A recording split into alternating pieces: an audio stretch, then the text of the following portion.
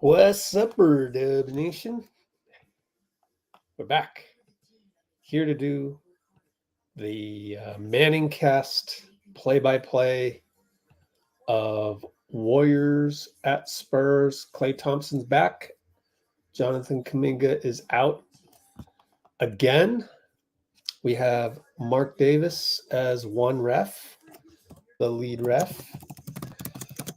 He is in his 26th season.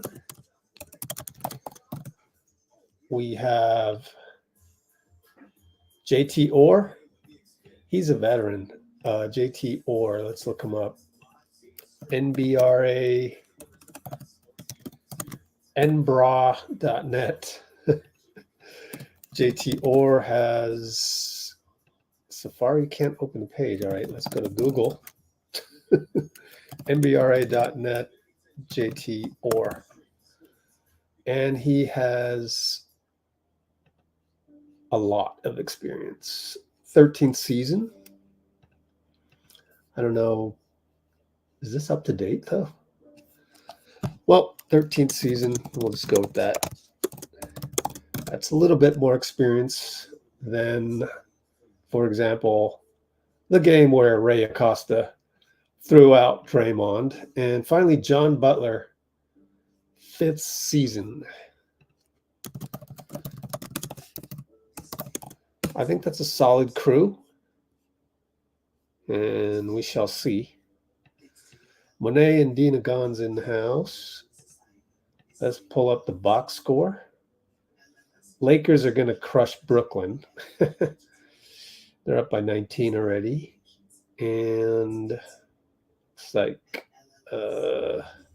Dallas, Houston, big game there. I guess we got to root for Dallas at that point. Isn't that crazy? Because it looks like 6th place is really out of reach. Even if we won every single game here on out. 73 games, so 9 more. Even if we won on a 9-0 run, it'd be 14 games over, and they're already 15 games over. So it's like we're really trying to get the 7th or 8th seed so that one of the play-in games is going to be at home. Not that we're any better at home. But anyways, maybe we want Dallas to beat Houston tonight. Oddly enough, let's refresh that just in case. What's this one? Strength of schedule. We don't really need to look at that anymore. Let's put that on the side.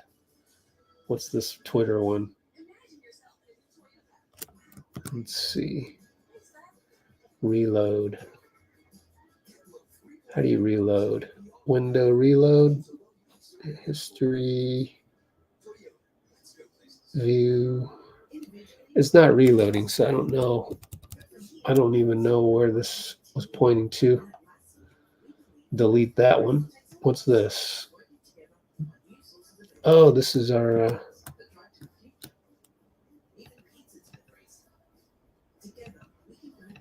duplicate. Yeah, it's my old Dream League one. All right. Warriors shot.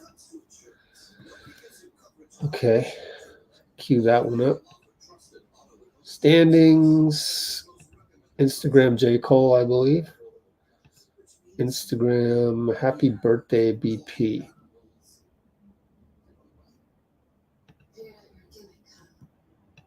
Decky. Oh, the up close. Oh, speaking of which, I just uploaded. I am working on the Charlotte video as we speak. Been a very, very busy weekend. Happy Easter, everybody. What? Look at Loca. Are you kidding me? Off the Jumbotron, man. Update Twitter to check out what's going around in the NBA. And yeah, I'm still working on the video. It got copyrighted real quick because of background music at Spectrum Center that I had to edit. So the Charlotte video is going to take a while. I mean, it's going to be, you know, an hour after we're done with the live here. But here are the other two, Orlando and then Miami and Minnesota over here. So those are on the channel, FYI. And let's get out of this. Let's get out of this commercial and just cue that up just in case you ever want to check that out, because there's a lot of good behind the scenes stuff from Orlando. And let's get ready to tip off here. GSW SAS. So I'm going to do the play-by-play, and then I'm going to analyze certain plays. And, you know, basically what we do here is we don't throw anybody under the bus, and we try to give you the view of the Warriors as if you're the 19th man on the squad, you know, the 15 NBA roster guys, the 3 two-ways, that's 18 guys. So we're the 19th man on the bench, let's say. Are we going to throw our teammates under the bus? No. We're going to keep an open mind, be curious as to why certain decisions were made, and really just understand the game better from a Warriors point of view. And that's what we do here. Kuminga is out again. He's got tendinitis in both knees, according to Anthony Slater. Both knees have tendinitis, so that sucks.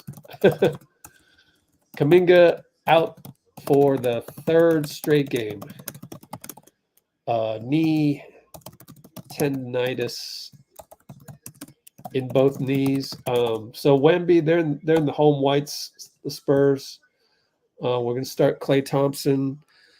He's back after knee tendinitis as well. And we're going to tip off soon. My stream is always a little bit slower, so you just have to delay your stream a little bit. Nicole in the house. All right, we're going to tip off here.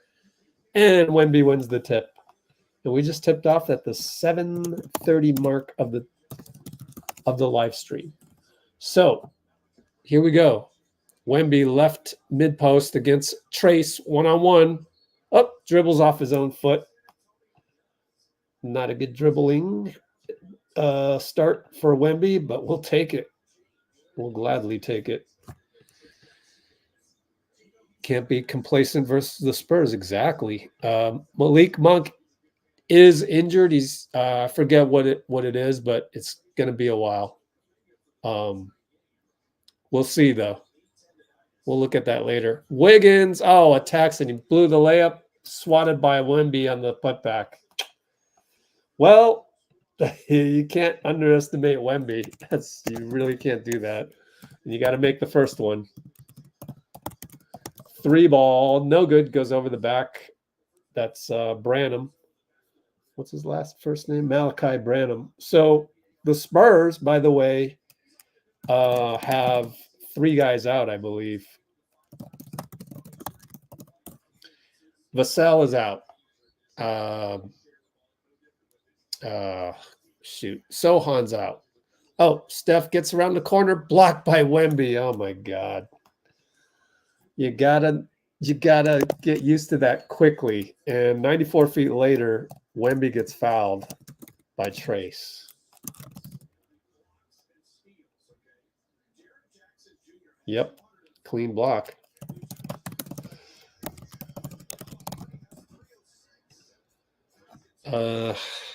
Happy Easter, everybody.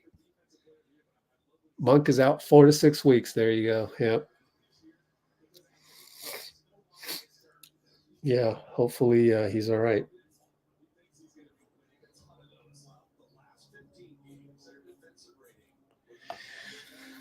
All right, so Wemby gives the Spurs a 1-0 lead with the second free throw coming up. Jasmine in the house, and he hits it. There's Julian Champagny.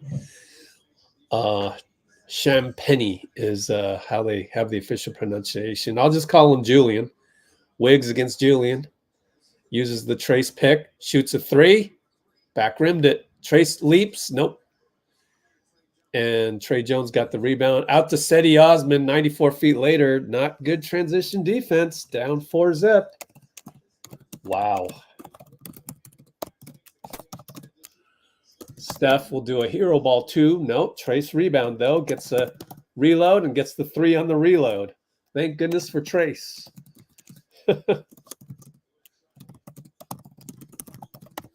And it'll be a drive by Branham on Klay. Come on, guys. Let me rewatch that play on my laptop. That's 2 straight scores under 7 seconds. Just bad point of attack defense again by Klay or CP3. You know, it's just been a problem the last couple months.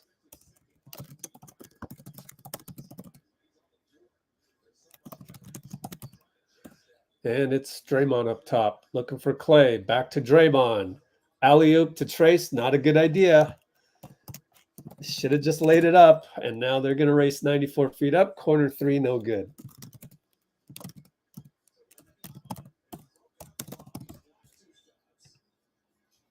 And Klay will shoot a tough baseline jumper. It's good.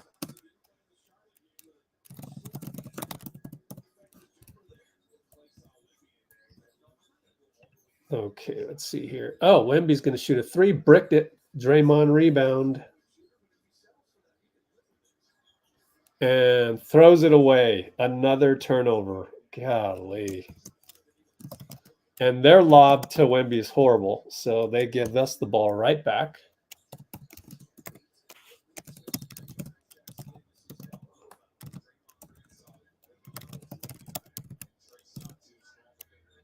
We're underestimating Wemby, guys. I mean, how many turnovers do you need to be aware that what you do with Wemby, you got to understand he's going to get there. Steph dribbles off of Julian's foot. They can't believe it. They thought it was half backcourt violation, but no whistle. I think we got away with it. Draymond hits a corner 3. Let me watch the replay. Can't tell. Can't tell. I'd have to really slow it down.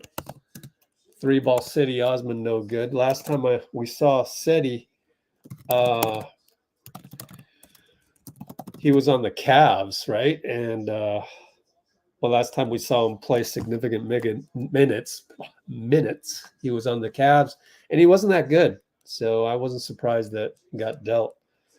Just didn't fit well. Didn't have the confidence on that squad. Steph throws it to Draymond. Inside push shot, no good.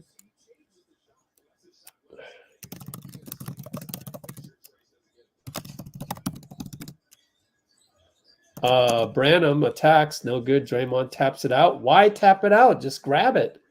And then they score. Oh, man. Wiggins, 94 feet.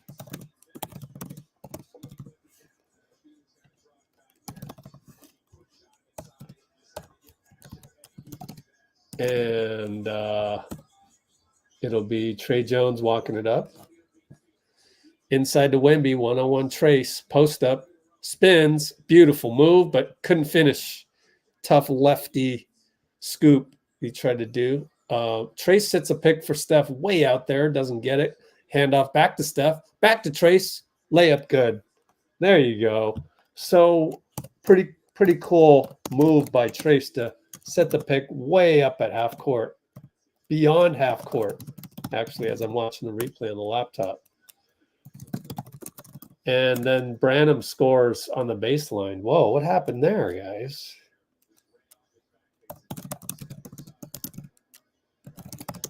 Let me watch that as we walk it up.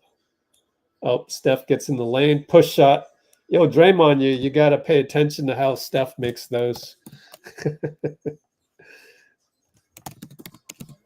And it's a lob to Wemby dunk. Good Lord.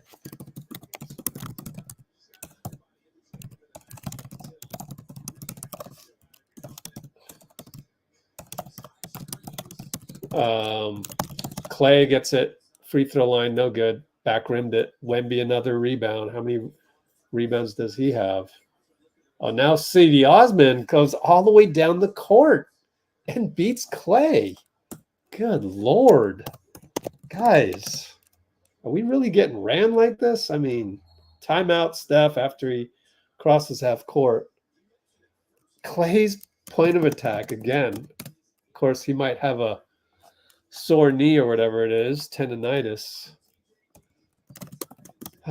14 apiece. Feels like we should be down by 10 just because of our horrific defense, but whatever. Tied at 14. Lucky to be tied, man.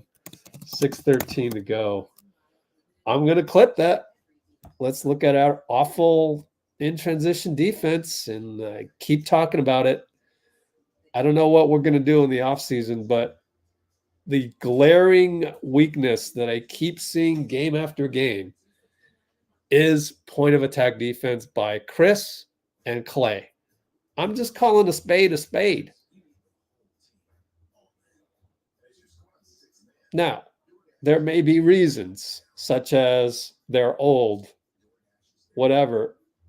I mean, the bottom line is we're getting beat on point of attacks. And you can't do that in modern NBA. You got to have some resistance. And I'm not going to call out any cable TV shows, but you need defense. You need to stay in front of people. Whereas certain cable TV television segments will tell you that it's, no, you need offense. You need offense. Bro, we got enough offense. CP and Klay, they're great at offense. It's our defense. For our team, it's our defense. Point of attack defense. Plain and simple. Like, shut up already. Like, I've seen enough of the tape. I've got mounds and mounds of tape. And I'm going to put asterisks next to point of attack problems. Let me see. 2 times already, Klay. 4 asterisks. It's that and turnovers.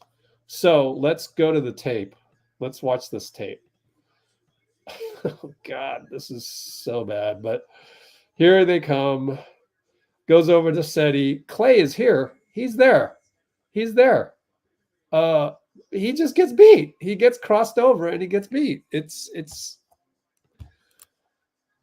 wouldn't happen to Iguodala, you know what I mean? Like, we need wings. And we got to do something in the off season to get more wings. I'm not saying trade Klay. I am saying probably do not retain CP at $30 million. Spurs are in a zone, 2-3 zone. Wiggins steps on the line. Good Lord. We're tied up, but I'm just seeing a team that just doesn't belong in the playoffs the way that we play. And Steve's pissed. Oh, my goodness. All right. BP's in the game, and Tre Jones passes up a 3. I bet you his percentage is low. Cedi Osman stuck in the corner, back out to Tre Jones. Pick and roll with Cedi. Turns the corner on Wiggins again. Point of attack. Horrific for the Warriors. Wow.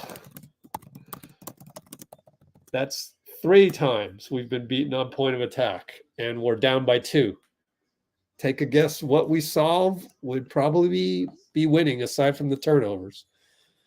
Point of attack and turnovers. It's very, very simple. Trace down low baseline has to go. Shot clock, and Zach Collins beat him on that one. 1-on-1. Tre Jones again. Wiggins switches. There's some better defense. Wiggins causes a bad miss. Trace now over to Wiggs, over to BP, down low to Draymond. Over to Wiggins for an easy 2. Nope. Brick that one.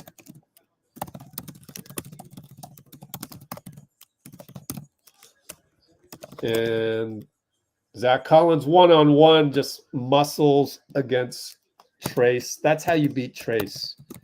You have to beat Trace with physicality, even straight on.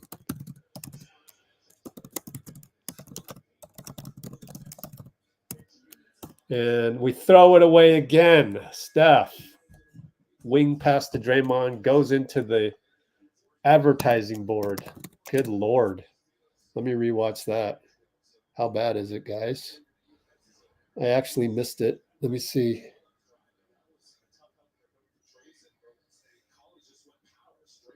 And you do that after going between the legs a million times. Good Lord. 4 turnovers.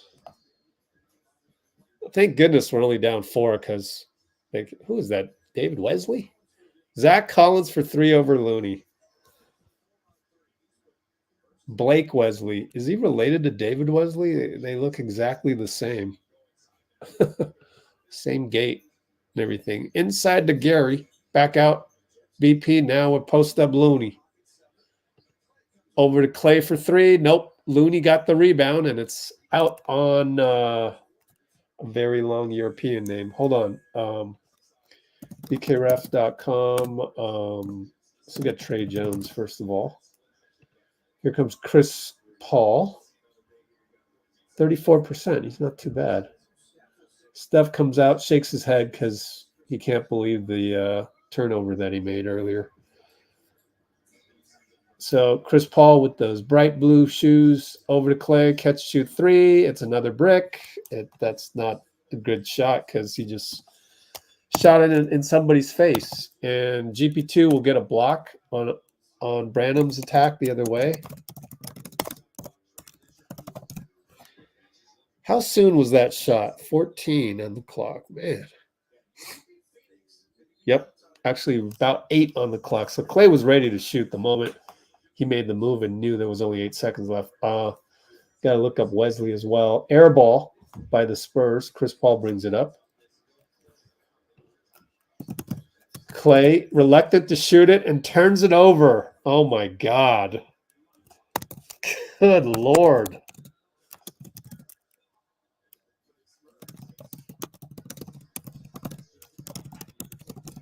Five turnovers, I believe. I got to check it. Let's look at this. Is it 5 yet? Yep. And then they hit a 3. Branham hits a 3. Blake Wesley Wiki.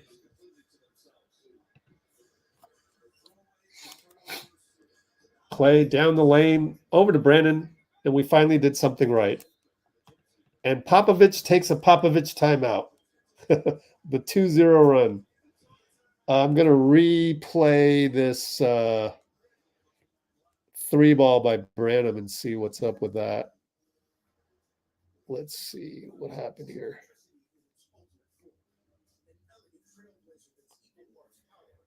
Yeah, well, I mean, that's your typical Brandon Pajemski has to cover 2 people because we're small, and so he shades over to the big man down low, and then the kick out to Branham. BP doesn't have the length to make up the ground, and so that's where we're weak.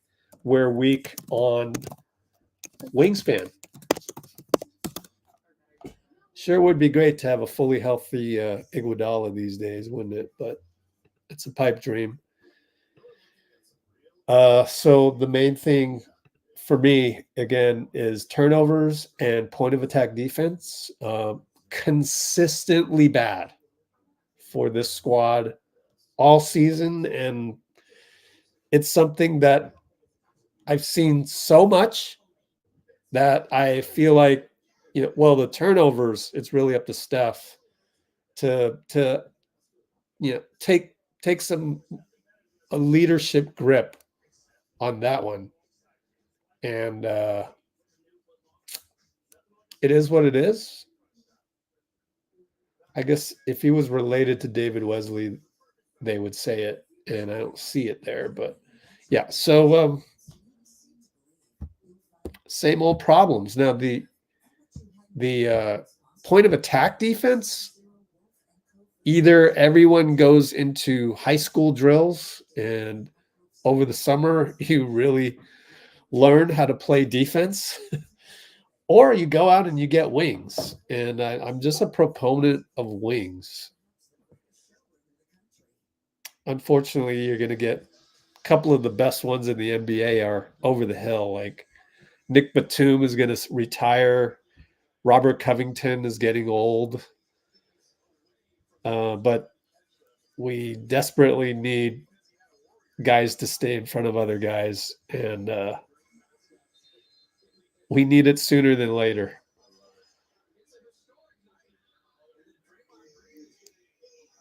All right. Let's see. I got to write some notes here. Oh, crap.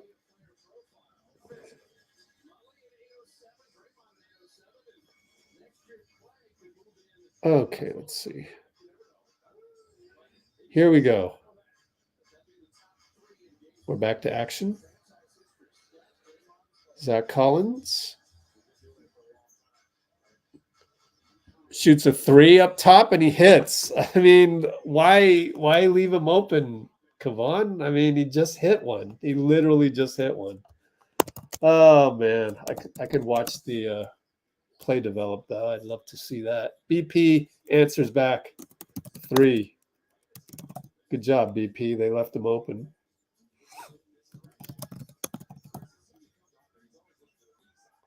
I'm watching the previous play, and Looney's helping out. He's over helping. They hit another one. Oh my God. Is it because he was over helping because CP3 can't stay in front? I don't know. Got to give him a chance. Someone just missed a 3. Either CP or BP.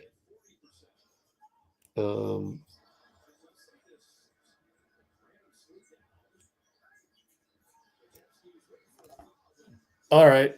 I look up and the Spurs have the ball again. Julian shoots a 3. No good. They get a rebound.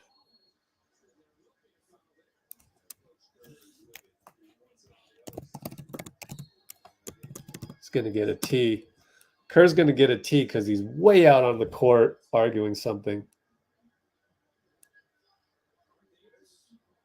Yeah, BP then blew a layup. My God.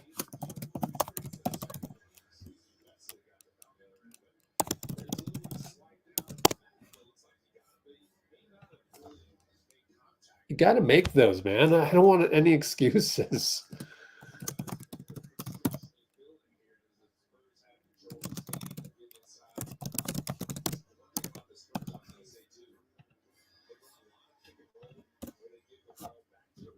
Down by 12. Down by 12. Wow. Down by 12 to the Spurs, who don't have 3 guys. Sohan, Vassell, and I can't remember who's the other guy. Who's the other guy that they're missing? Oh, I can't remember.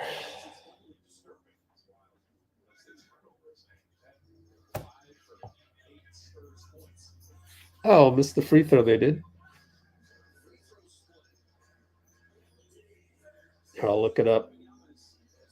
Oh, Keldon Johnson. Kind of their best player in terms of reliability. GP2 for 3. Nope. Oh, BP got a rebound. Wow. How did he do that? CP will get a reload, and BP saves the day. BP saves the day.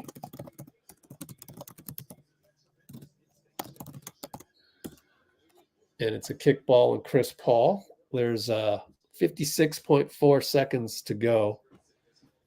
That's an unsung play right there, man. BP saved the day because we should be down by more than 13, and we're only down by 10. Wesley turning the corner. Oh, Looney stayed in front, but the European dude gets a dunk past Mamu Kelashvili. Past, guess who? CP3. Couldn't stay in front of anybody. Klay with the contested 3, got it. BP assist. Mamukelashvili. Traveling on Champagne Julian Champagne. It should be Champagne, but too hard to pronounce. So it's just Champagne. Is he from, like, I wonder where he's from, like Louisiana or something? I don't know. Let's look it up when we get a chance. 16 on the shot clock, about a 9-second differential. Klay around the curl, same place. Can't hit that one. The outlet goes to Mamu, no good. And then he fouls CP on a CP finagle a foul play.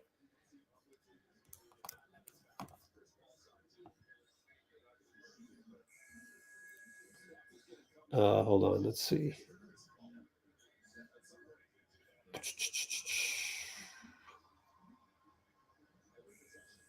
Wiggs.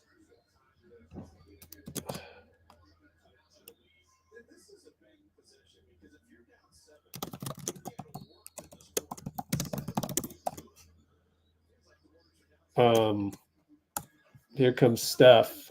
6 seconds over to CP. Screens somebody. CP turns the corner.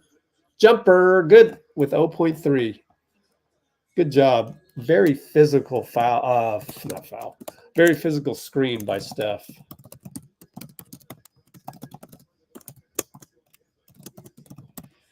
And I'm going to do a restroom break.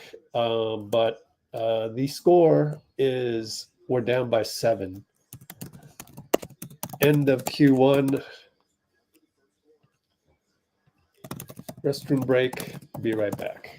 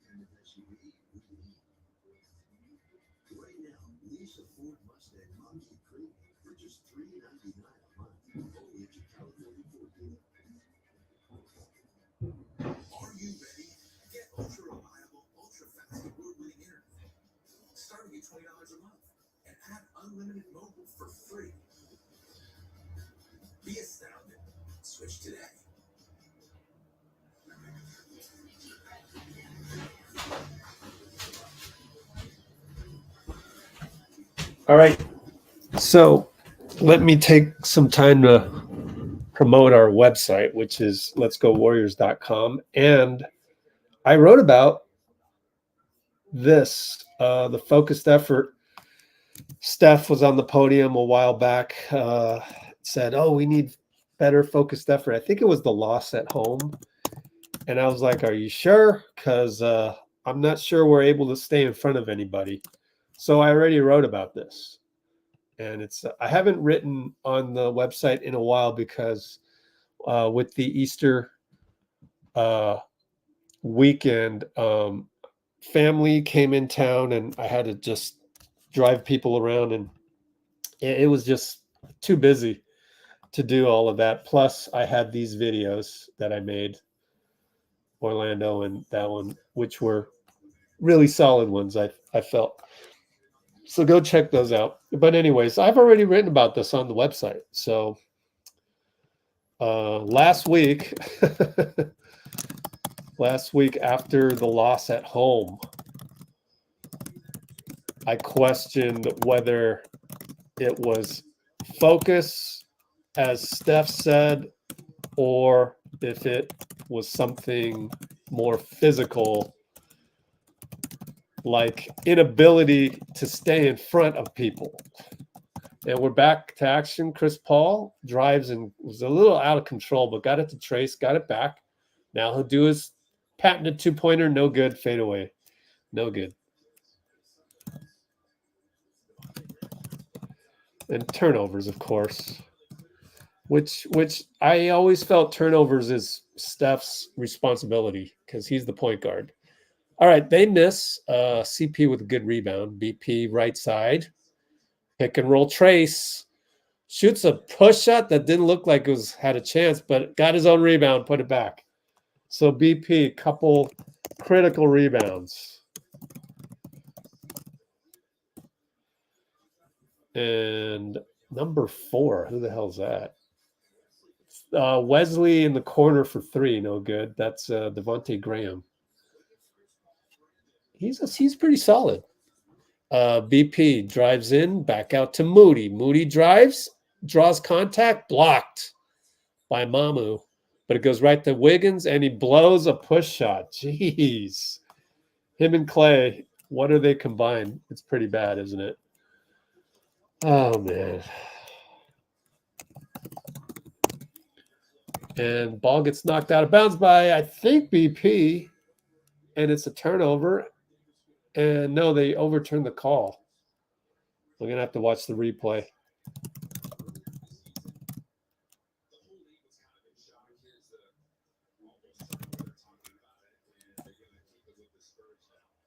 Let me see. Did Moses say my bad on the drive? I don't know. Just going into people. Yeah, pretty good staying in front of by Moses, actually. Let's credit Moses. So I should mark every time we have good point of attack and bad point of attack.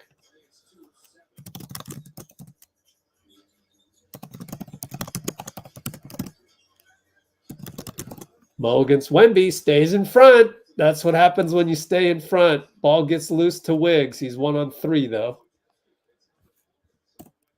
Way to go, Moody. Yo, play Moody more than if he can stay in front. And normally he can't, but he's improved. BP gets the cut in the pass.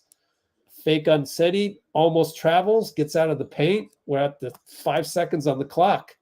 BP finds Moody. Moody does a flyby, hits it. Moody with a flyby. All right. That's nice.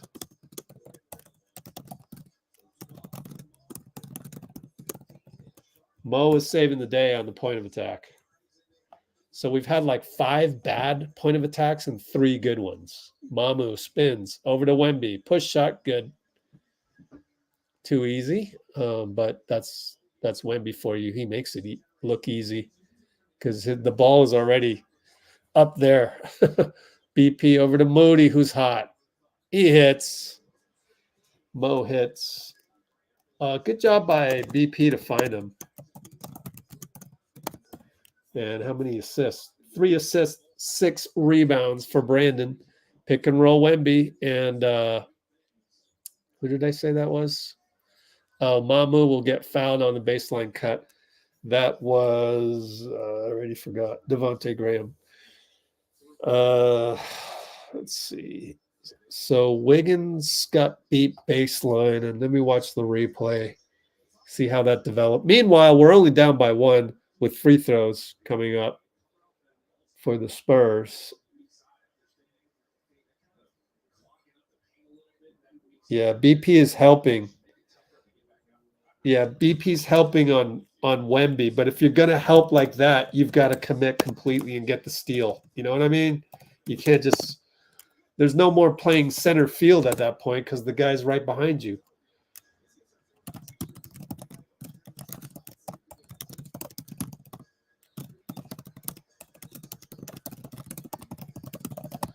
All right. Trace and CP. CP dances the line, the baseline, fade away. Got it. There's your trademark CP2 fadeaway.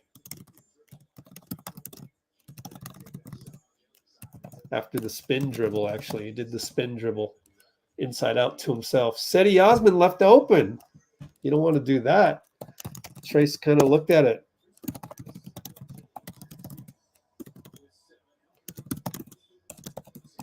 Strange defense there. CP will attack and get it to Wiggins, and Wiggins misses another one. He's so off today. He can't hit the ocean. 2 for 7, and Mamu gets down the lane for a dunk. What's up with that?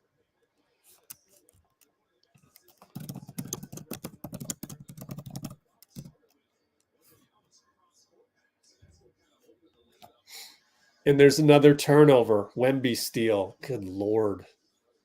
Can you stop it with that?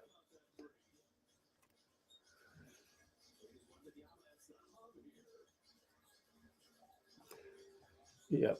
Wemby misses Mamu rebound.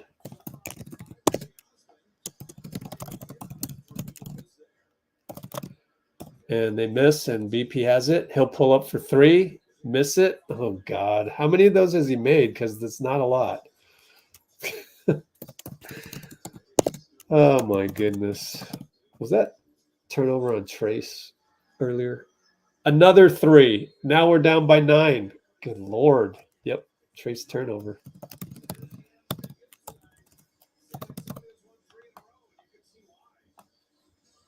Stop it, Fitz.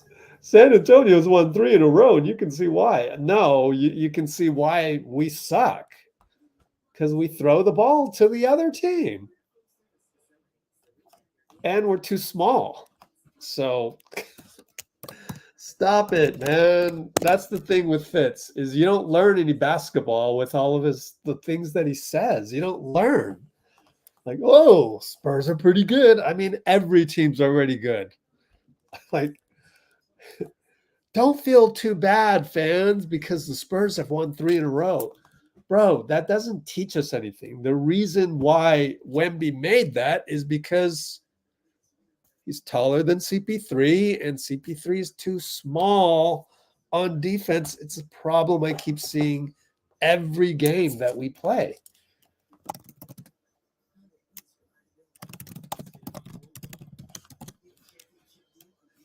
So anyways, the score is 46-37. As you can see in the back screen over there in small print, you can peek here and get spoiled as my live stream is a little bit slower. So yeah, Wiggins looks off. Everybody looks off. I mean, name a guy that isn't off. I mean, it's tragic. It's tragic. And it's just games like these, you go, man, it'd be nice to have a young wing in there. Of course, we don't have Kuminga, and he's like a young wing / power forward type. It just need one more young guy, just like a taller, lengthier Moody, or just somebody who doesn't turn the ball over and who can close out and grab a long rebound. That's really all we need. One guy, assuming we're fully healthy, get Kuminga back, right? That's what I think. One guy I like. There's 2 guys I like. Lauri Markkanen and DeJounte Murray, I think, would vastly improve our defense. I'm just saying. I'm just speculating grossly.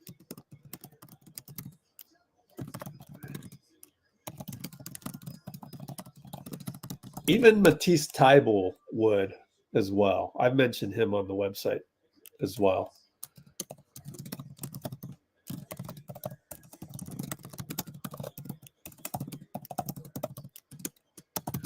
All right, Draymond Steph for 3. Good.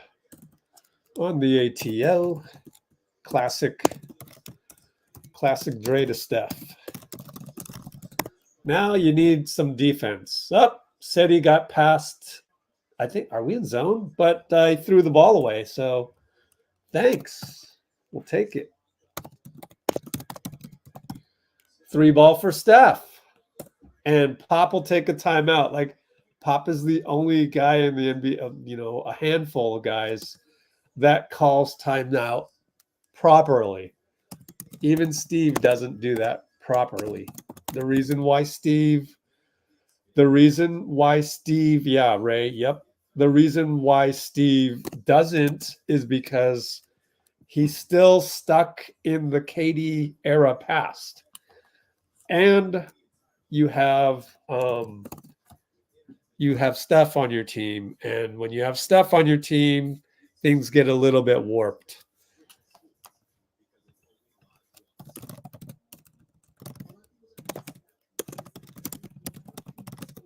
I also wrote about timeouts on the website. Here you go. It's right here.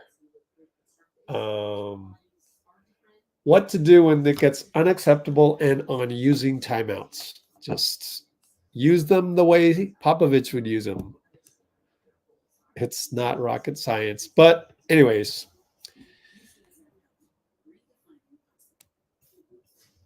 we have a long game. You know, Dean's right. Despite all the red flags tonight, which have been the same red flags for me all season long, we're only down 4. And it's like, all right, we came out, played like crap. Everybody in the locker room would say that. Came out, played like crap. We can play better. We don't need, we don't need a young wing like Rich is suggesting, strongly suggesting. We don't need a young wing who can close out and stay in front of people and knock down a 3 every now and then. We don't need I don't know, Jeremy Grant. I don't know. DeJounte Murray. I don't know. Lauri Markkanen, let's say. That would be a dream. Getting Lauri Markkanen would be incredible. By the way, he's only going to get paid $18 million next year. So, and he's expecting an extension. So it's interesting though. But that's for the offseason. As far as today, yeah, you guys can play better. Like, golly, like put some effort into staying in front of somebody. Do something. Heck, just foul them if you have to. Sheesh, at this point, I'm just tired of seeing young guys cross us over left and right. And unfortunately, sometimes that's Chris, sometimes that's Klay. But Klay's on the bench right now, and we're in man-to-man. And Trey Jones wants to find Wemby one-on-one. Draymond at the free throw line, goes left, spins back to Jones. Jones attacks Chris, and he did a good job staying in front. So, that's something you look out for at the start of every game. Good point of attack. Draymond wide open, and he push shots that one. Steph provided a screen there. Good job, Dray. Made something in the lane, finally. Wemby, he's going to shoot it. It's a tough shot. Missed it. And Steph fouls Branham. Didn't box Julian Champagny. And he hits himself on the head a couple times because he knows didn't do a good job of boxing out.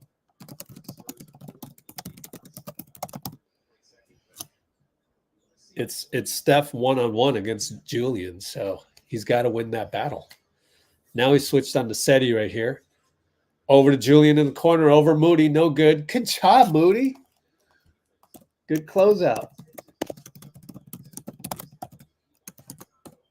And Draymond finds Steph back door. Oh, there's Wemby, careful, and he got it back to Draymond, surprisingly. GP2 now on Wemby, running out of clock. 5-4. Draymond attacks on 2 people. CP's got to shoot it. He does. At the buzzer, nope. That was an ugly possession, but that's like, you got to read Wemby. And Wemby inside, fouled by CP. CP's, yeah. Yep, I fouled him.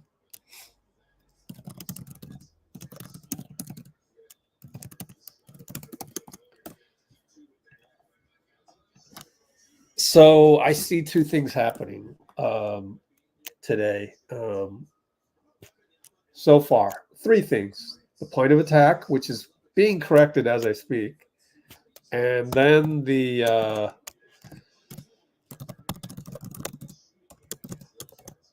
turnovers, obviously. And then adjusting to Wemby. So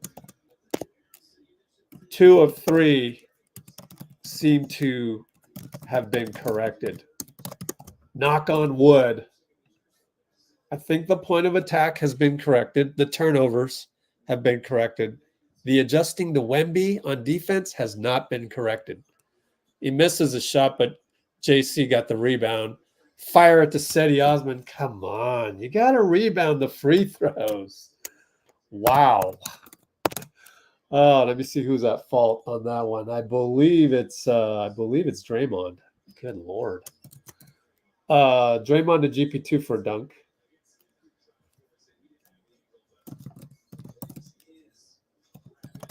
Yep, just didn't box out. Good Lord, laziness. You can see Draymond turn his head slightly. Cedi Osman gets past Moody.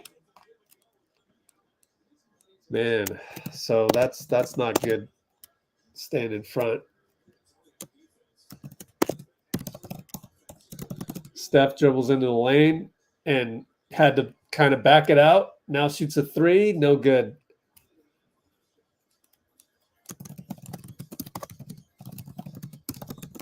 And corner Branham attacks. Draymond got a hand on it. Gets a steal. Outlet Steph. 1-on-2. Gets a CP3 like foul and then throws an alley-oop to GP2 after the whistle. And Draymond wants a take foul.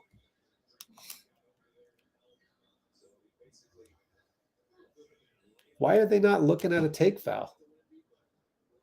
Draymond shakes his head. I know, right? What the hell?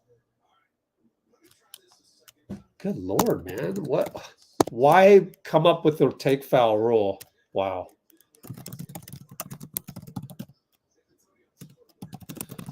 Klay wide open, hits it off of the screen from Draymond.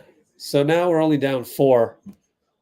And we're catching up. That's good. We're playing much, much better. But, you know, I just see, you know, some diseases that we got to deal with. Cedi Osman for 3 over BP. 6 of 9 shooting for 15 points. Pick and roll, Steph, Draymond, pull up 3. No good. Nope. Well, there's a hero shot. Down 7.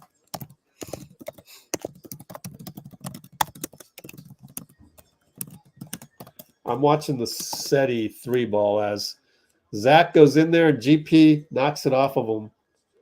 And right when he did that, I looked away. And so I don't know how Cedi got that 3 off, but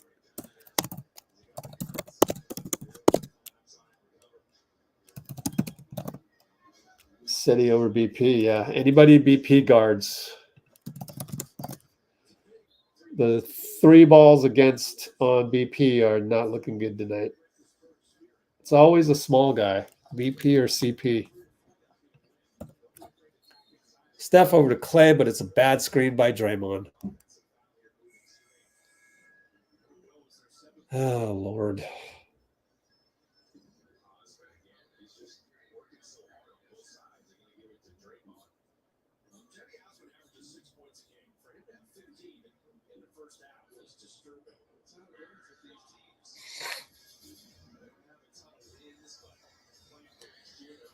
All right.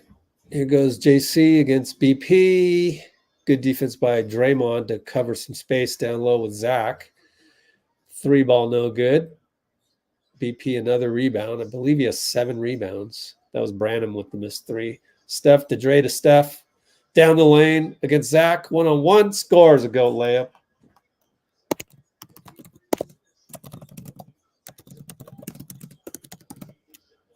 Goes the Branham inside. Zach misses a putback. Draymond's going to have to... No. He got a clean block. And then Wiggins fouls a man 1. Golly. This is such bad defense sometimes. Oh, my goodness.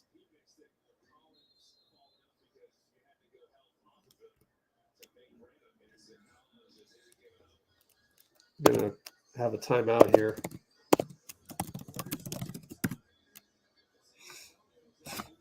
Let me clip this for you guys as I'm watching it.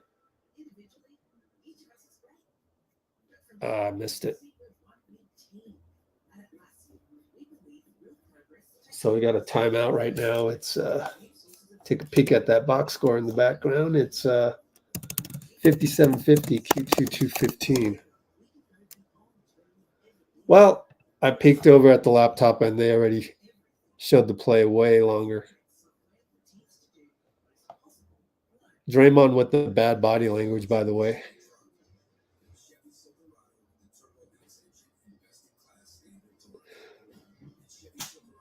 Not a good game for Wiggins. This is one of those games where you just kind of go, is it worth going through this next season where he's on and he's off and he's on and he's off? Like, you're playing like you're forcing Dunleavy's hand, you know? It's just like a lot of guys tonight are playing that way. All right, let's take a look at what the hell happened last time. Analyzing the last play, 56-minute mark. They're going to shoot free throws, so we'll take a look at this. Okay, so Branham got open here. Let's see what happened. How does 22 get open? Steph fell asleep. Steph fell asleep. Oh, my God. Oh, God. Oh, my goodness. Everyone guilty of bad defense today. Anyways, we're back to action. Steph, another bad pass. Here they go. They hit Steph on the foot. Thank you, Osman. And it's going to be our ball? Did they screw that up? They screwed it up. Okay. Whatever. We'll take it. It looked like it was out on Steph, but maybe I just saw it wrong. Maybe Cedi Osman just threw the ball away. Thank you for being a average player.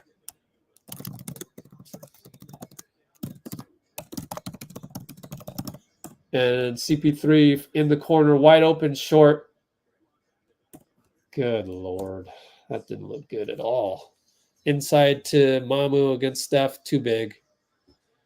Down by 10.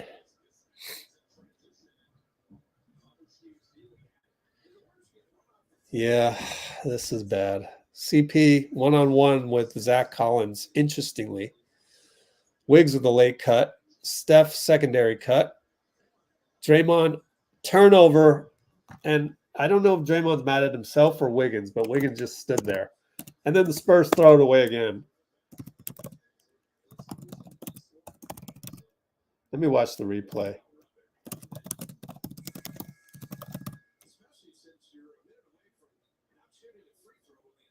Well, it's kind of Draymond's fault, but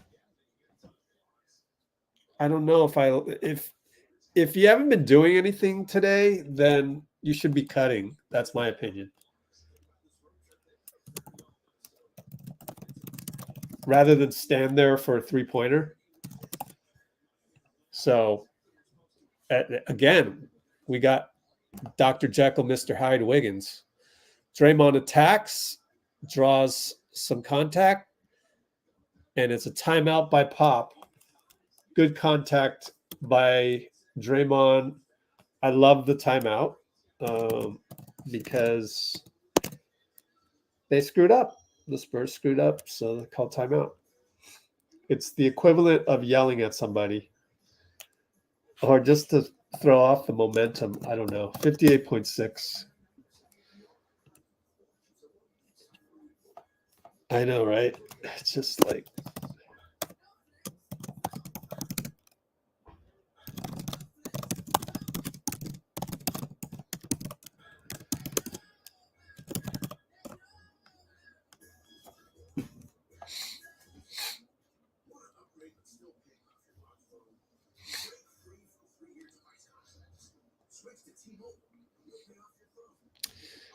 All right. What happened? Our subbing patterns. So all of this bad play. Good Lord.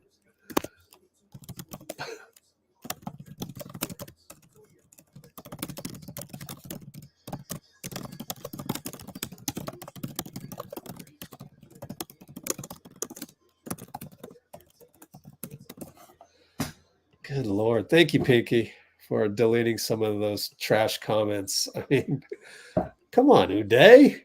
Are you serious, bro? Good Lord. So it's Steve's fault that that Wiggins decide not to be aggressive today? It's Steve's fault that CP can't stay in front of anybody, like I've been saying every single game during one phase. Not that this is all his fault. Or that Klay can't stay in front of anybody because of two surgically repaired tendons and ligaments. It's Steve's fault. Okay, whatever. Man, I mean, this is the wrong channel to be on if you're just comment after comment blaming Steve when it's clearly bad basketball. I mean, look at Klay throw the ball to nobody. Terrible sub, Steve. Come on now. That's just bad basketball. It's I would attribute it to Klay missing the last game. He's rusty. 10th turnover. Yeah. Come on, Steve. Shouldn't have subbed in Klay. Yeah, let's just mothball Klay completely. All right, I'm done. I'm done throwing the guy who threw the guy under the bus. Why extend the negativity like that? I'll stop doing that. All right, Klay got a rebound at the buzzer after Draymond, pretty good defense, but I think we're going to get a tirade from Draymond at halftime. We're down by 8. Any other team, we'd be down by twice that. We'd be down 16. The reason why is they have 10 turnovers as well, and they are a struggle city as well. This is why they're in. Are they in last or what? Portland's in last, right?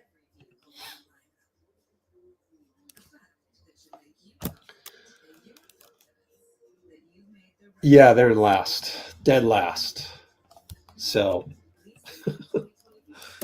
oh man, oh gosh. Spurs also have 10 turnovers, which is why GSW only down single digits, last place. Let's see if the legendary JD John Dickinson is going to join us. We'll see. Yep, we gotta state our grievance and move on. I think we've been seeing too much of this version of the Warriors this season, and if I'm done Levy, I've got to do something. Like this definitely cannot. It needs to be shaken up. I've seen it too many times. I'm here every game of these final 9 games saying that we can go on a 9-game winning streak. Well, we've won 2 in a row, or 3 in a row. We've won 3 in a row. We can win, 7 more and go 10-0.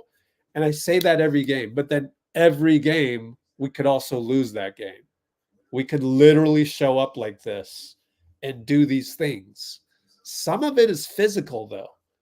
I think we do have a problem staying in front of guys just because we're old, namely CP3 and Klay. Hate to say it, but I'm just calling a spade a spade. And I think that snowballs into other stuff. So if you can just nip that in the butt, get a young wing out there. I don't know. It's going to be tough.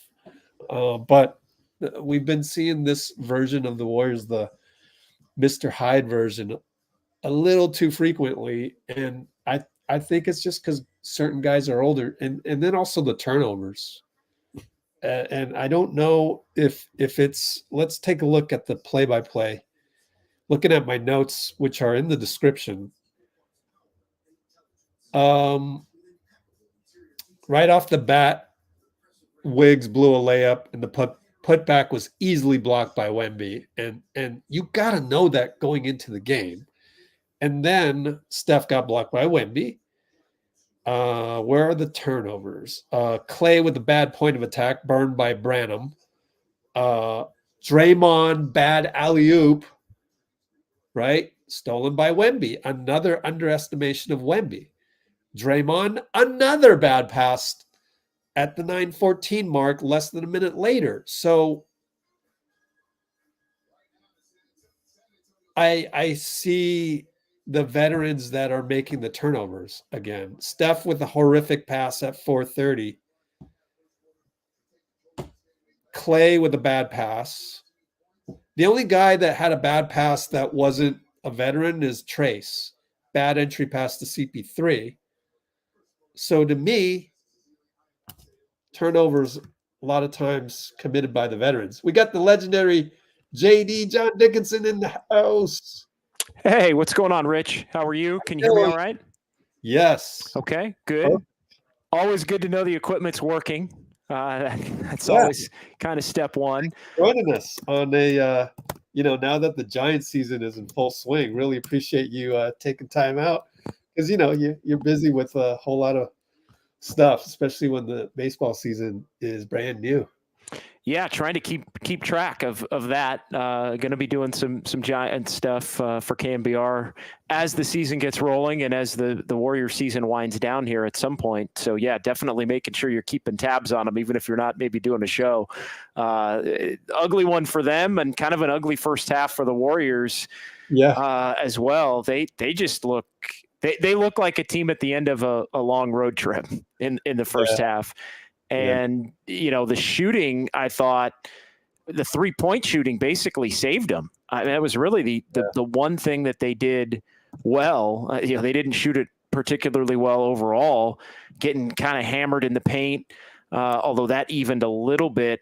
Warriors didn't shoot a free throw, so they're not really attacking inside. I don't think it's like a matter of not getting calls or anything like that. I think they're a little intimidated by Wembanyama's presence, but then the story of the half, you could make the case, is the fact that the Warriors are -9 in the minutes that Wembanyama has not been on the floor. He played 15 minutes, and the Warriors won those minutes by a point, but yet they're down 8 because they lost the other minutes by 9. So, yeah, not a great half.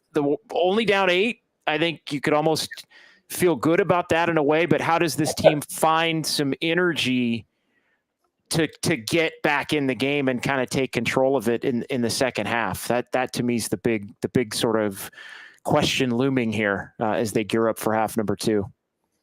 Yeah, it's tough to see. I mean, first of all, luckily the Spurs also have 10 turnovers, and they're, you can see, well, they're missing 3 main guys, but Warriors getting lucky on some of those, not the best plays, and then Spurs turn it over. So it doesn't hurt you as much. So good to be only down 8, single digits. I do think I agree with you, because any other night against any other team might be double that. Yeah. They're throwing the ball away. So gosh, well, at least, looking at the bright side, I thought Moody came in there, did some good stuff on both ends of the floor. Brandon has how many rebounds? Pretty good number of rebounds, 6 or 7. Yeah, 6 rebounds and 3 assists. So he's done everything, but he's been out there with the losing combinations to this point. He's actually a game worse, -10, which I don't always read, individual single game plus minus can mean everything, or it can mean nothing. I think for Podziemski, it's probably somewhere in between, but it's, really it's the starters for the Warriors plus Podziemski, but really the starters for the Warriors who've struggled collectively. And I think, that's where the energy hasn't, really been there. I think, Draymond looks a little slow. I think Wiggins looks a little slow, but yeah, having Moody come out and be able to pick him up, he just does it. When he is not part of the plan. I know we've talked about this before. When Moody is not necessarily part of the plan, yet finds himself getting an opportunity, that really is when he plays his best. And, I know that's probably not the ideal role that he wants. And I know Steve Kerr would prefer, I think, to be able to play him more. And, with Kuminga out, he's getting more of an opportunity to play as they kind of kick everybody down a notch in terms of, positionally. You've got Draymond obviously playing more four. Moody's been out there with Wiggins a little bit. So Moody definitely a bright spot. I agree with you on Podziemski. Forget about the plus minus. I think he's been a bright spot in this half.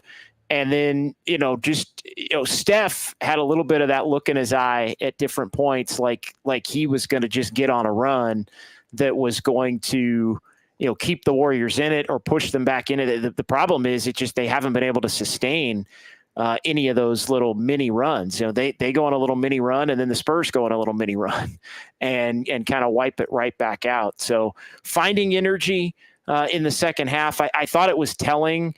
Kerr kind of went back to the starting group there toward the end of the half. And then, Wiggins had that play. It was Wiggins and Draymond. Draymond actually stopped Collins there at the rim when Collins ended up with the and one.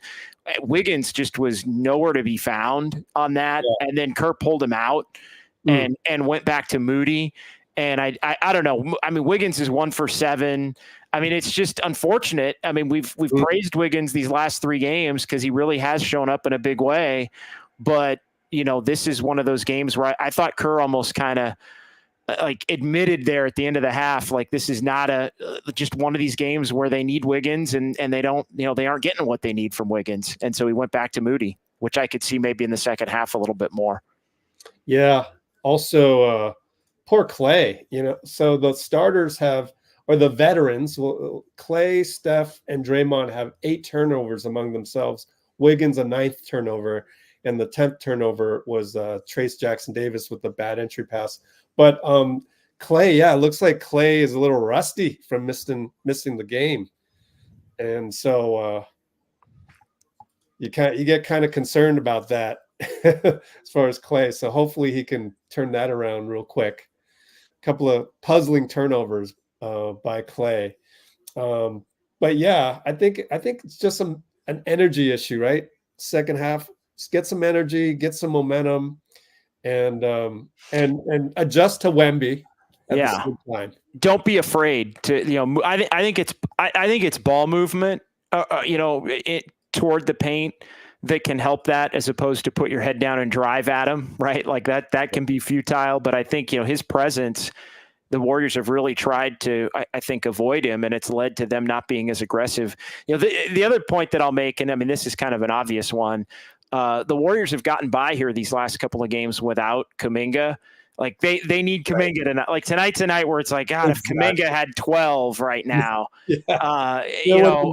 Even if it was just kind of Kuminga had 8 on, 3 of 8 and a couple of free throws. Even if it wasn't the best Kuminga half, just his pressure on the rim and his athleticism and his, ability to just match up physically to a lot of the guys on the Spurs, like there would be a benefit in that. Maybe you'd still be down right now, but maybe you'd only be down 2, and you just feel like you've got somebody that's capable of having a big half against the Spurs. Right now, I'm kind of looking at just the guys that have. I'm thinking who's capable of having Steph, of course, but who's gonna join Steph in the second half with a big half to help push the Warriors forward. And so I think, they have kind of gotten by without having Kuminga. But again, you can only get by without Kuminga for so many games. And, I think it's really showing up in this one that they don't have him in a big way. Yeah. I hope for everyone's sake, I mean, for Wiggins' sake and the team's sake, I hope it's Wiggins that wakes up in the second half, because, they're going to need, at least near 2022 finals Wiggins to make a run here the rest of the way. Yeah, no, they really are. And, try to get out in transition, I think, is the other thing. Just kind of looking through, no fast break points for the Warriors. We talked about no free throws. They're getting hit on the boards. And, they got to be able to just look a little bit more alive. I mean, Cedi Osman and Zach Collins are basically doing whatever they want out there on the court. Oddly, I would have. It seemed like Trace Jackson Davis was kind of absent in that half. It felt like he played 12 minutes. It felt like he played less than that. And I think that's a testament to Wemby. Wemby, but also just like, yeah, he just like, we've seen him be so impactful. And, you know, there were times where I thought, was there something wrong? Did he only play 7-8 minutes? No, he actually played 12, but you're right. He was just much more silent than we're used to seeing him be. So I think maybe he's somebody the Warriors can try to, again, ball movement around Wemby to get the ball behind him, I think is the key. Oh, real quick, one question in the comments. Any news on JK? No, nothing other than that they have formally called it tendinitis, and they call it bilateral tendinitis, and so it's basically both knees, which is not good news. Dealing with the soreness and the tendinitis in both knees. When that sort of came out or popped up on the injury report yesterday, I thought, oh, then he's not, like, that was the first time I kind of thought he's going to come back and play in each of these games. But when that popped up yesterday, I thought, wow, this is going to be that was the first time where I thought he's probably not playing tomorrow, meaning today. And, you know, now we'll see. As far as Dallas and the games that are coming this week, it's not just the old guys that get impacted by the schedule. Unfortunately, I know I've said that to you. It can be the young guys as well. And I think, you know, Kuminga he's been somebody that you would think would or hope would be kind of immune to those. But this is the first time he's really played significant minutes for the better part of a season. And he had been so durable to this point. I mean, he only missed one game up until the last couple before today. All right, JD, we'll let you go, and we'll see you, 48 hours from Chase, right? Yeah, looking forward to it. We'll talk to you Tuesday night at Chase with the Warriors. What is that? That's actually game 6 of the 8-game road trip, right? It's not really it is a home game, but it feels like it's game 6 of the 8-game road trip. So yeah, we'll talk to you. We'll talk to you on Tuesday. All right. Thanks, buddy. Thanks, Rich. And that's the legendary JD John Dickinson, KNBR. We're back to action, and we immediately got a layup as for whatever reason, the Spurs wanted a full court press, and Wiggins got it out of the corner. Draymond got a layup. 3-ball, but Wemby got the putback. No, he blew the layup. So good job by Draymond on both ends so far. And Wiggins will shoot a 3s off. Chase tries to tip it out, and 2 bodies fall. So it's 4-on-4. Wiggins gambled on Cedi on the pass to Cedi Osman. Kicks it to JC, back out to Wemby. Wemby 1-on-1 Klay. Nope, over to Cedi. Cedi with Wiggins. Oh, they're going to post up Wemby on Klay. Klay with good physicality. Kick out to Julian. 3-ball, no good. Trace could not grab it. And then Branham threw it away. He lost the handle. Crazy sequence. We got the ball. Draymond attacks. Good job. Another 94-foot score by Draymond quickly there. So Draymond applying pressure to the rim, of all people. And JC over to Osman. In and out. He blew a layup. Wow. Who got beat? Did Klay get beat there? Oh, man. I'm thinking Klay got beat there. Let me watch the replay as they show the Draymond layup. No. Klay. Yep, Klay got beat on that again. Jeez, man.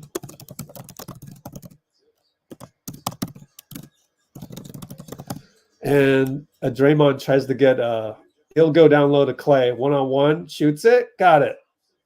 Turn around against Trey Jones. So that's effective. And we go Osman, left side. Now we go Wemby, Klay. Interesting how Klay's ended up on Wemby a couple times now, but they swing it around. Now with the switch, JC against corner to Branham, 3-ball over Klay, no good. Trace got the rebound. Man, Trace is really proving himself to be a starter. Wiggins attacks Wemby, swatted. Don't lose your confidence. At least he attacked him. So you got step 1 out of step 2 there, Wiggs.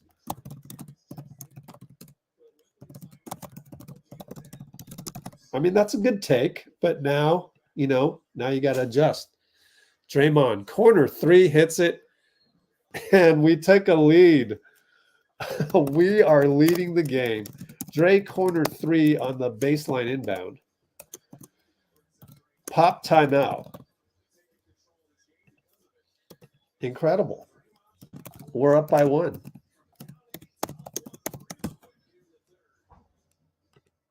Yeah, TJD is legit. What a rebound by him previously.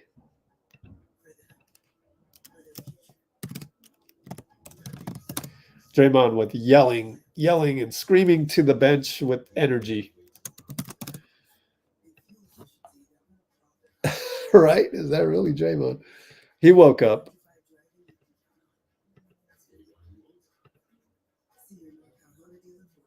Yeah, let's hope Kuminga gets better. Maybe he just needs rest. Who knows?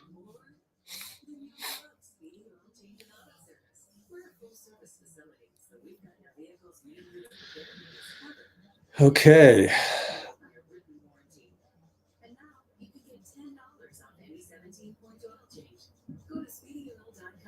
Oh, Bruce has the new profile pic. All right.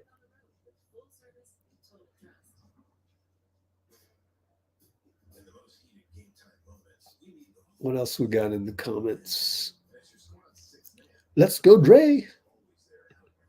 Finally, he'd kind of been a little quiet since the wasn't Draymond a little quiet last game after the getting kicked out in Orlando, was it? Yeah, it's Orlando.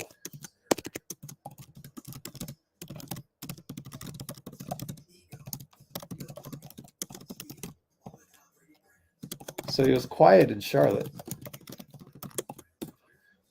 And by the way, Steve Kerr said that he regretted not telling Dray something after the Miami game because Dray had been on the refs in Miami.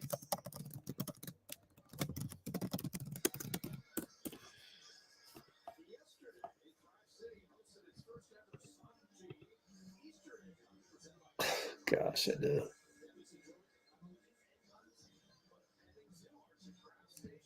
The cartoon Bruce.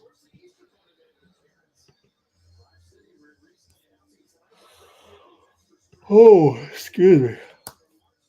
What a tiring last few days it's been. Had my fill of my matcha green tea frappuccino today, which is why I got to use the restroom so much. Cedi Osman nearly loses the ball, but Tre Jones finds the ball in his hands. Nearly made the 3, but it's in and out. Thank goodness. Good job by Steph to keep playing defense there. Gets the ball. Nice screen by Wiggs. 3 ball good. Draymond assist. Screen assist by Wiggs.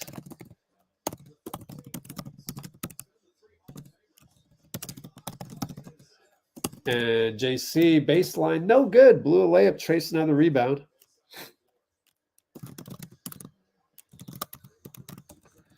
And we go 2-man game. Trace, Draymond to Trace on kind of a roll thing with Steph. Wow. Dray to Trace to Dray. That's an unsung play of the game right there, I think. And it's going to be Wemby inside. Oh, we're lucky they didn't call a, ticky-tack foul on Steph against Tre Jones. Blew another layup. They've blown a million layups. Wiggins, missed another one, but putback is no good, and he leans in frustration. And then Wemby will get a dunk the other way. Good Lord, Wiggs. Man.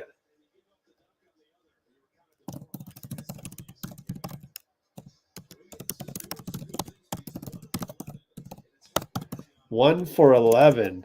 Good Lord. Steph, 1-on-1 Osman. 3 ball good. Osman Island.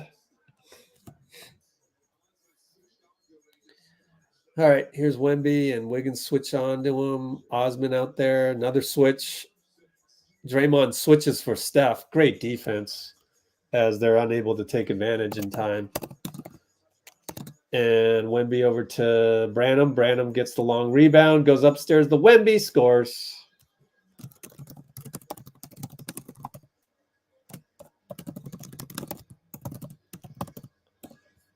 Draymond brings it up. Wemby backs up on him. Lobs up to Trace. It's a bad pass. Draymond, 5 turnovers, man. 94 feet later. I would call timeout. Thanks. They finally did.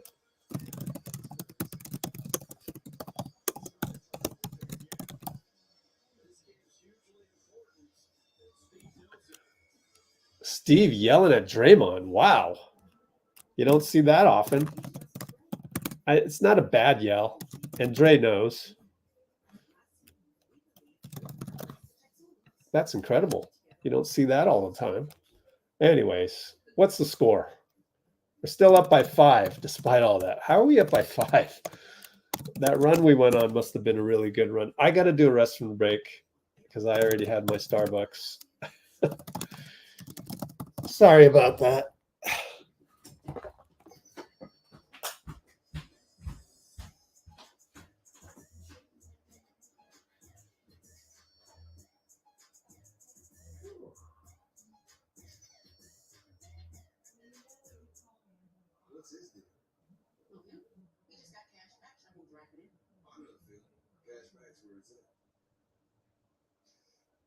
Never dance in public.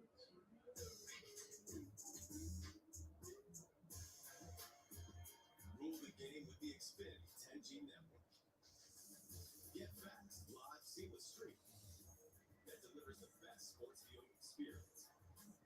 Plus, a reliable connection you can bank on, even when the entire home team is offline. With internet that dominates the floor, you'll get nothing but that. The Xfinity 10G network was made for streaming sports because it's only live once. This is the market of fun. Whoops. All right, cool. Got back in time. Yeah, go Dallas, huh? Yeah, I wonder what Steve said. Let me see if I can read Steve's lips on those on the last time out before they come back from break. Let's see. First of all, horrible pass. And I don't know if he wanted Trace to go.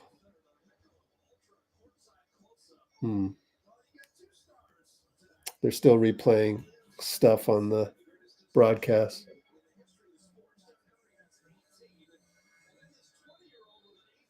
He's just telling him you don't have to pass that. At least that's my lip reading skills. And he's absolutely right. You don't need to force that into Trace. We can do a lot more with that, Wemby backing up on you. We can come up with some actions that way. Yeah, 2 cute passes. And there you go. Draymond is going to draw a foul on the attack out of the ATO. Get a replay on that one. Not a replay, but my laptop's 15 seconds slower. See how that developed. ATO, Steph ball screen. Yeah, Steph ball screen. Yep. Beautiful. Dre hits a free throw. There you go, Draymond.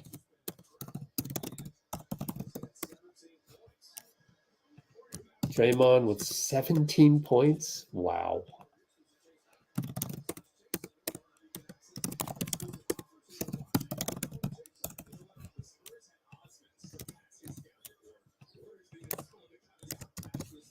Yeah, good point by Kalena.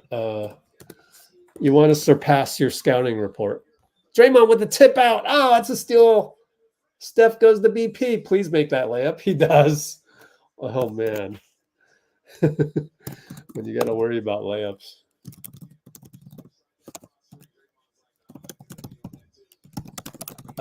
Here comes Trey Jones. Cedi Osman, 3-ball. Another great closeout by Mo, but Draymond overjumps it.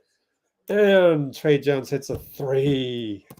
Oh, man.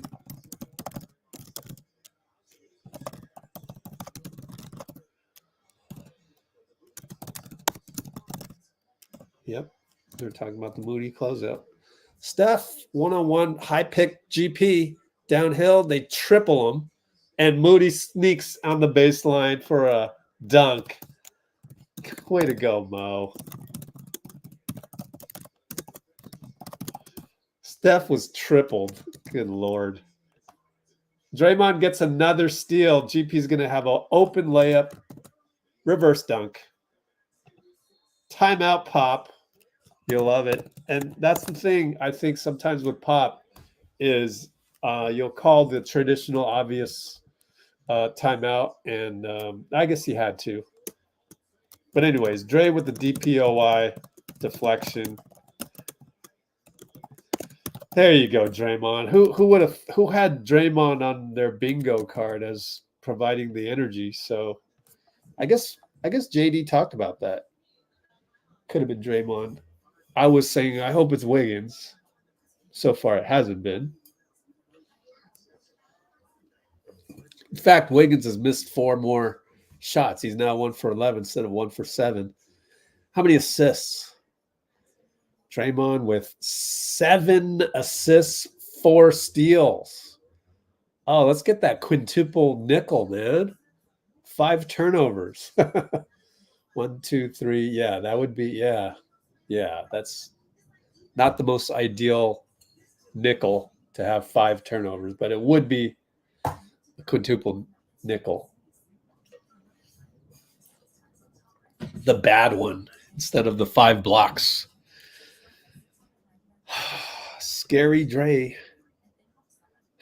Bingo card. Yeah, sure you are. You got that secret bingo card out there.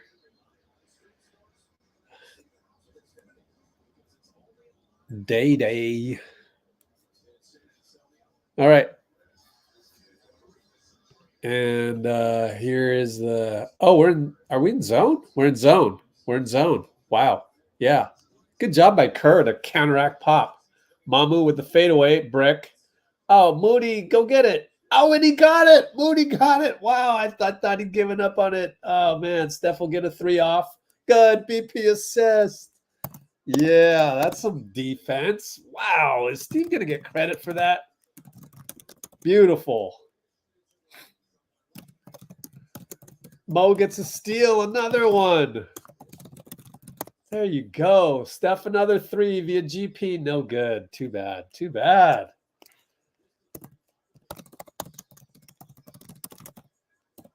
Mo hounding Jones. Oh, man, Mo's point of attack has improved vastly. And Jones scores past Draymond, but you got to give him credit. Almost a turnover in the backcourt by BP. Sheesh, guys, careful.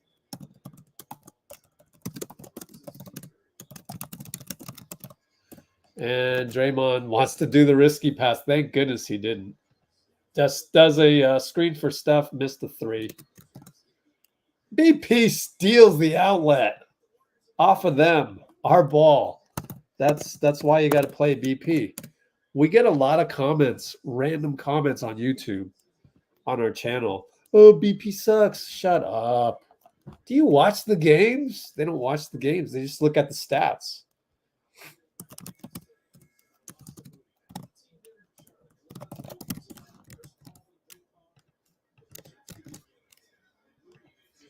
Kalena, wow, Fitz says Kalena beat CP in ping pong but lost to Pajemski. Wow.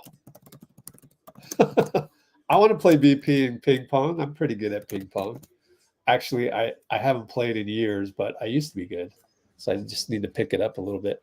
Anyway, CP and finds BP inside to Looney. Looney fouled by Zach Collins. We're up by 9. 4:09 to go. And that foul occurred with like 2 seconds on the shot clock. So good job, guys.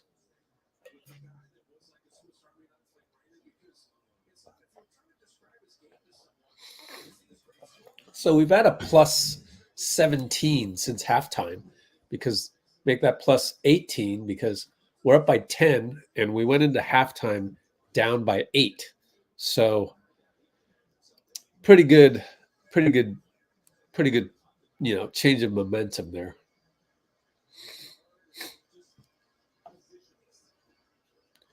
Looney hits both. Okay. Let's maintain the defense, guys. Wesley brings it up on BP. Zach Collins pick and roll. Not the best pick, so no switch. Wesley again. BP giving him space. Over to Devontae. Over to Zach. Down the lane. Looney reaches in. Fouls. Well, he tried to trick him by reaching in at the last moment, a la Klay Thompson, but it did not work. Klay, has Klay been in there yet? He hasn't been in there yet, right? 3:50 to go. Unusually long break on the bench. I wonder if he does he have a minutes limit? He might have a minutes limit. And Zach hits the second one. We're up by 9. BP turns the corner. Nope. Julian caught up, and then good screen by Looney. Goes inside, jump hook, brick. BP, man. You can't be bricking those. Catch and shoot Julian, no good, but Mamu got the offensive rebound, and Devontae's going to hit a 3. How many timeouts we got? 3 timeouts? Can't use one in the third quarter. You got to save those. 7 timeouts a half. So we're only up 6, and Looney up top trying to find BP. Nope. Goes to Moody. Trying to get him. Spin. Reach in Julian. Good job, Moses. That's like the reverse point of attack. He attacked on the point of attack, which is what you got to do. That's what you want to see Wiggins do more, but he's not doing it. So go ahead, Moses.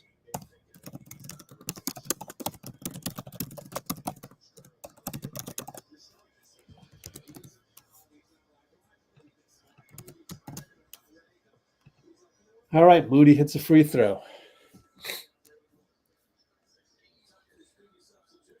Klay comes in with 3:05. Could have sworn the clock said 3:05 last time I talked about Klay, but whatever.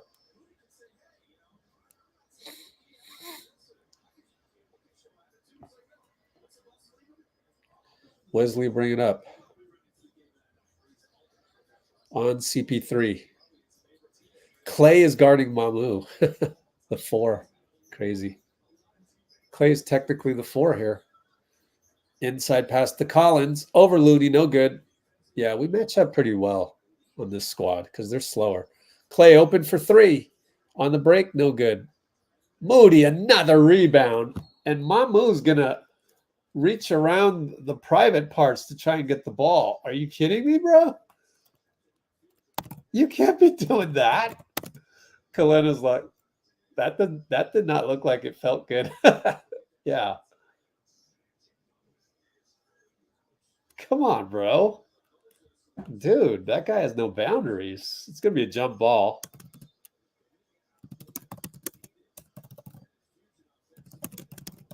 Man, come on, basketball gods. You got to give it to Moody here. Nope. Lost the tip to Mamu. Wesley brings it up. It gets Klay, gets a pick. Doesn't need a pick on that one. They don't realize that. And Devontae misses a 3. BP rebound, another one. Over to Klay. Gets it back. Fakes a 3. Over to Moody. Moody attacks. Finds Looney. Looking for a handoff. Got nobody. So gives it to Moody. Pulls up from 2. No good. Mamu rebound. Mamu Kelashvili. Brandon's got 7 rebounds. Leads the team by quite a few, in fact. Devontae inside to Collins. Over to Wesley. Corner Mamu. 1-on-1 BP. Shovel pass to Devontae for 3. BP did what he could, but he's too small. to provide the right closeout. Moody attacks. Zach Collins is there. Where's Looney? Looney's stuck, 35 feet away. So gives it to CP. Inside the lane, Patton to CP. One-legged, no good. Looney put back. Looney saved the day there. So we're going to go up by 7. That's an unsung play, I would call that. Luno Red put back. Because that would have been, 5-point lead to 7. And Zach Collins for 3 short, thank goodness. CP.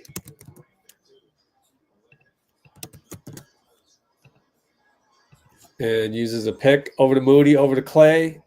Not a good pass to Looney. Looney was able to get a paw on it. Gets it over to Moody. Running out of shot clock. BP saves the day. So does Moody. 3-ball good on the scramble. Maybe that's,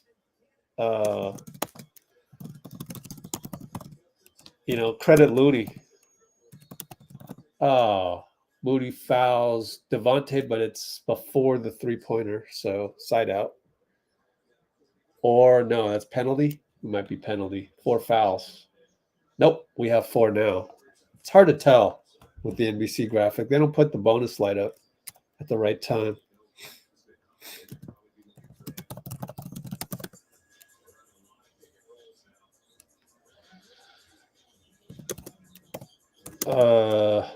Zach over to Wesley. Chris Paul stays in front. BP dives. Chris Paul stayed in front.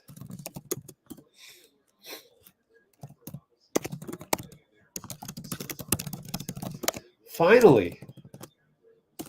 See, is it all mental? Maybe it is mental.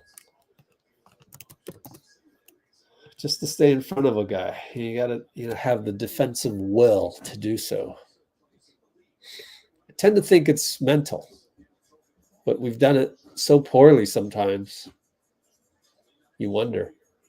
Looney with the physicality on Zach, one-on-one, running out of shot clock, spins, and Looney smothers it, but Mamu got the rebound. Who lost him? Was it GP? 15 seconds to go. CP and Wesley, 1-on-1, 7, 6, 5, 4. Got the screen, got the switch, over to BP. 1, gets fouled with 1.6. Yeah, Mamu beat Moses, actually. Hate to say it, but yeah, Moody did not properly put physicality on Mamu the last possession. Right here, we're going to get Klay and Steph with 1.6. Let's watch the sideline inbounds play. Yep, Steph gets it. Clean look. Oh, back rim. Oh, well. Up by 8. 89-81. Keep it up, guys.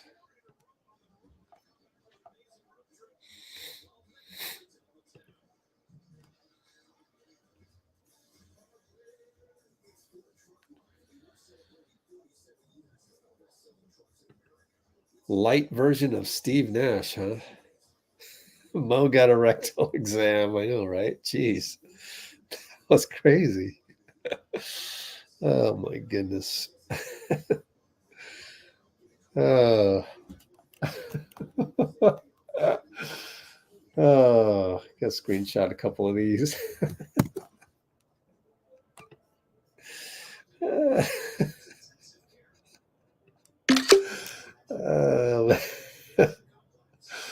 Oh, that's hilarious. That's crazy, man. Well, we got energy. We got what we wanted. We talked about it at halftime. Needed some energy, and we got it. Really, I credit Draymond. Out the gate, it was Draymond. Third quarter. You got to credit the old man for leading the example of energy by example. Let me re-say that. Credit old man Dray for leading the energy by example. Let's go Dallas, believe it or not. It's crazy how we have to root for Dallas now.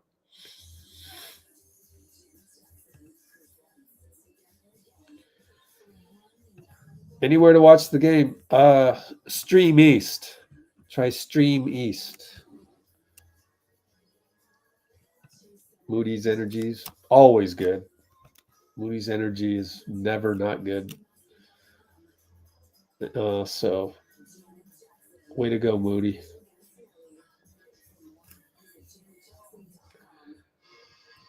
Let's see.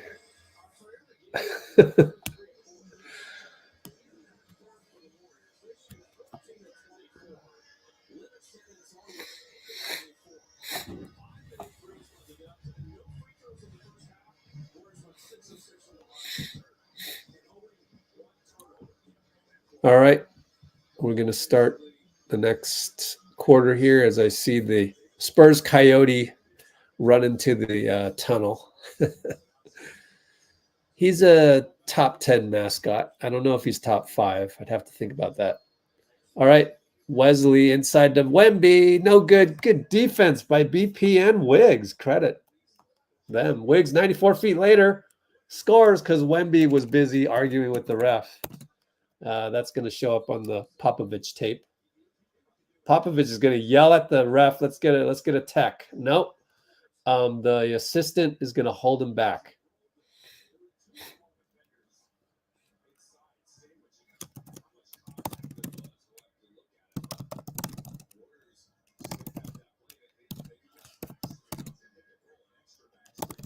So there was a tech. Klay. Come on, Klay. Hit it. Klay gets a free throw. Got it. Wait, is Steph in there right now? No. CP's in there. I don't see Steph on the bench. So maybe he went to the restroom.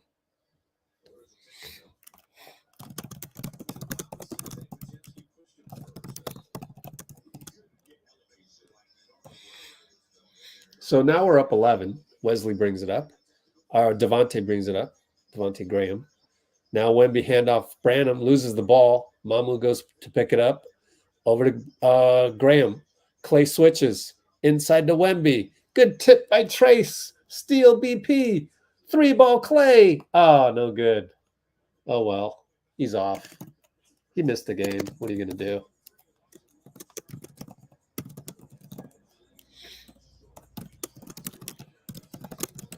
And they go inside to Wemby again. Over Klay, too easy.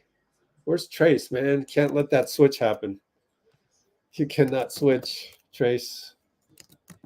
Can't let that happen. We'll figure it out next time down.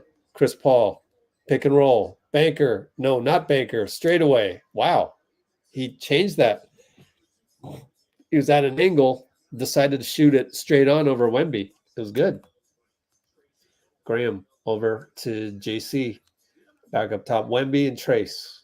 Here comes the Julian pick. Wemby will pull up from 3, laser it. Line drive 3-ball, good. And that cuts the lead to 8. That's a big play right there by Wemby. Nothing you can do about that, really.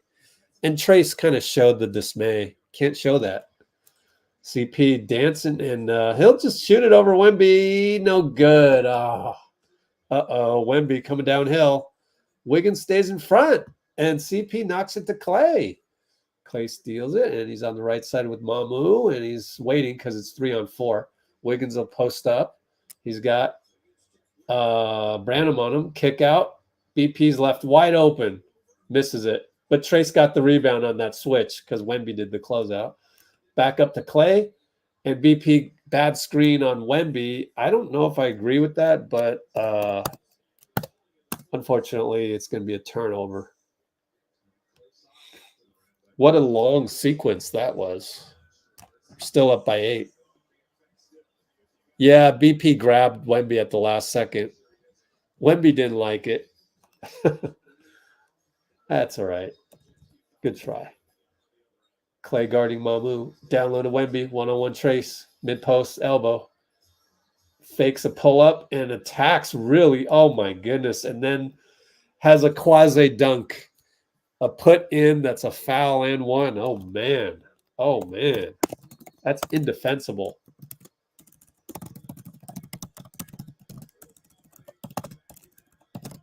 Are we going to call timeout?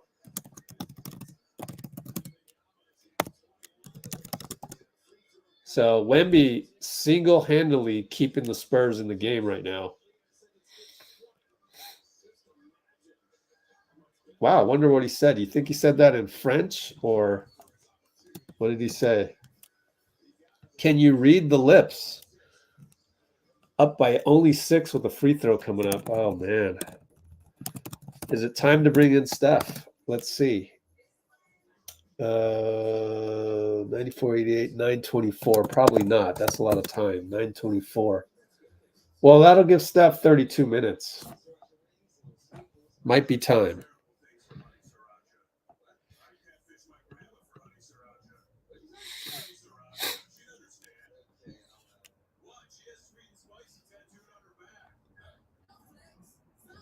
Let's see here.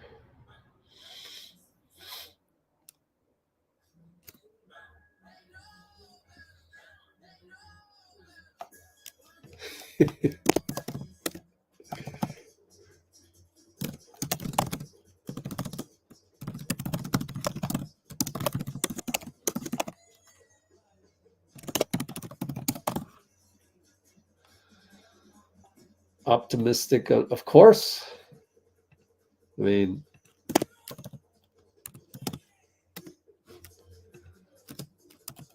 see the third word in the title.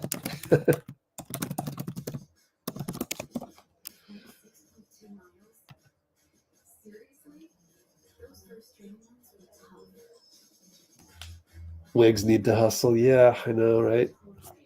Yeah, Wemby, sometimes he is unstoppable, but if he gains more muscle, then boy, will he ever be unstoppable.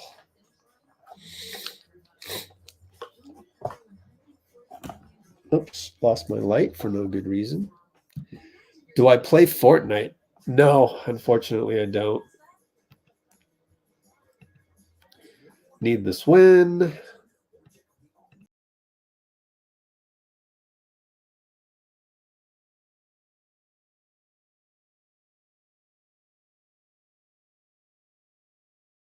Sorry about that. I hit the wrong button. Are we good though? Yeah, we're good.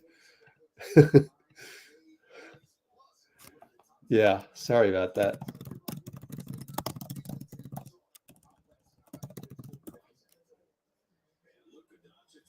All right, we're back. Oh, I forgot to ask about his, yeah.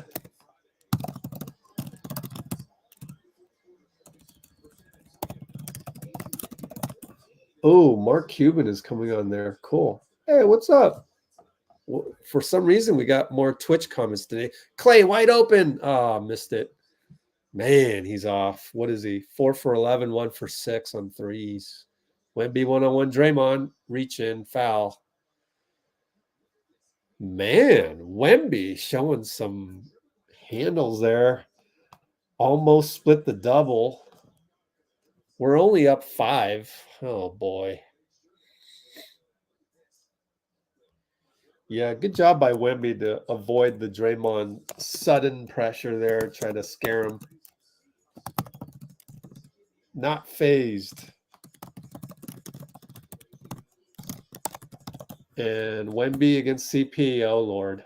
Draymond doubles him. Wide open Devontae Graham in the corner. Missed it. Short. Oh, we dodged a bullet. Dodged a bullet. Steph held. Sideline out of bounds. Coming up.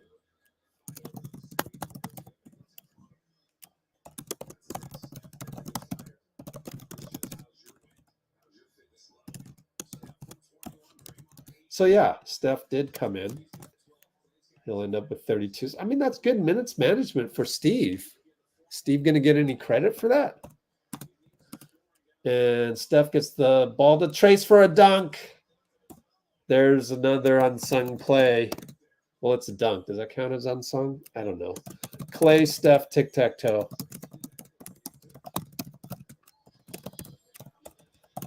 All right. They're going to go 3-ball Julian. Catch and shoot left side.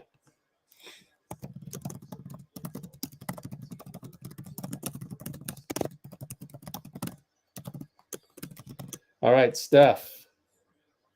Trace tried to set a pick, but it was a lot of pressure, so he backs it out. Calls for another pick. Pick and roll. Roll to Trace. And he blew the layup, but fouled by Wemby, who admits the foul.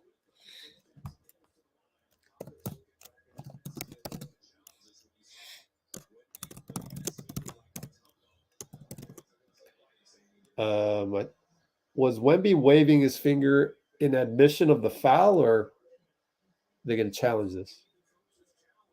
Yeah, they're challenging this. Yeah. Let me look at that replay one more time. In fact, let me... I mean, some of you can DVR this or can just rewind this, but let's take a look at this play one more time. Oh, yeah, I don't know. I don't think he got fouled. Might have just missed that free throw. Not free throw, missed that layup.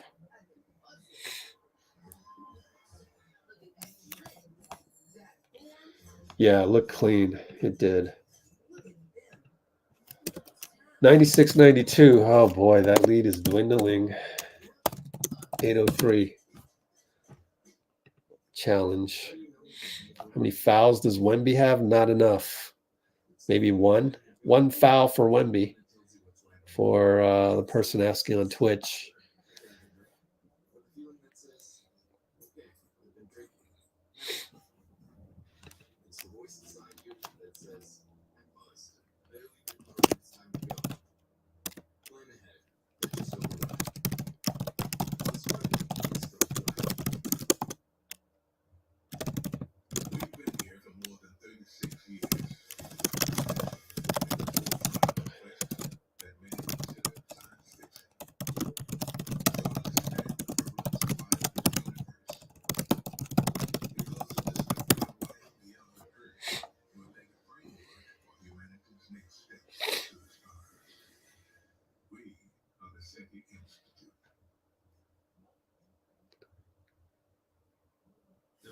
Coaching Alliance Game Changer Award, featuring Eric Hayden II, Matt King, Dallas Freer, Wilson Ryan, AFC, Lucy Rushton, and more.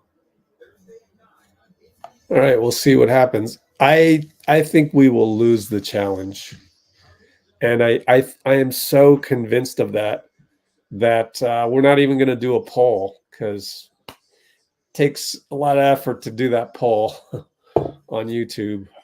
So I'll skip it because I don't feel confident about winning this challenge at all. But maybe Wemby nudged him. You never know. We'll see. Oh, good. Wembanyama did foul him. They probably had another angle. Oh, here's the angle. I don't know. It's very minimal. But he misses a free throw. Come on, Trace. He's been having trouble with that all year. He even admitted it. Oh, yeah. Wemby fouled him on the knee. Rattles in a free throw. Thank goodness. Wemby, between the legs past Draymond. Oh, gosh. Mamu from the corner gets stopped by Trace. Great defense. Wemby again backs it out against Draymond. Wants a screen from Julian. Now got we're double Wemby. Steph goes away and Trace gets a steal. Good job by Steph and Dray.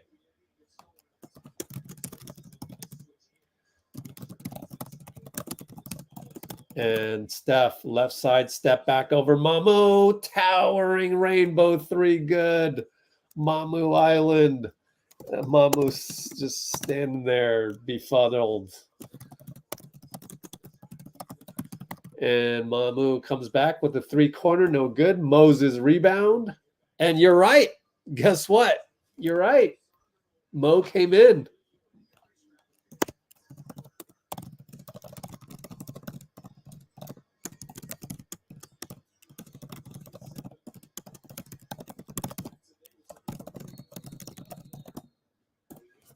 I got to credit Bogus. And we've seen, so, you know,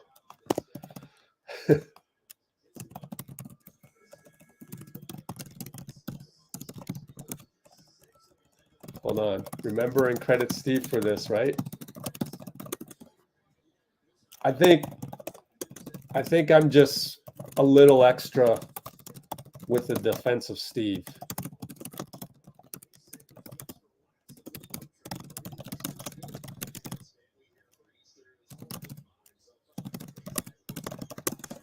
And Steph gets a bucket at the hoop with the nice pass from, I think, Draymond. And I'll talk to Bogus at the next timeout. But I want everyone to read that. Everybody check that out. And no good.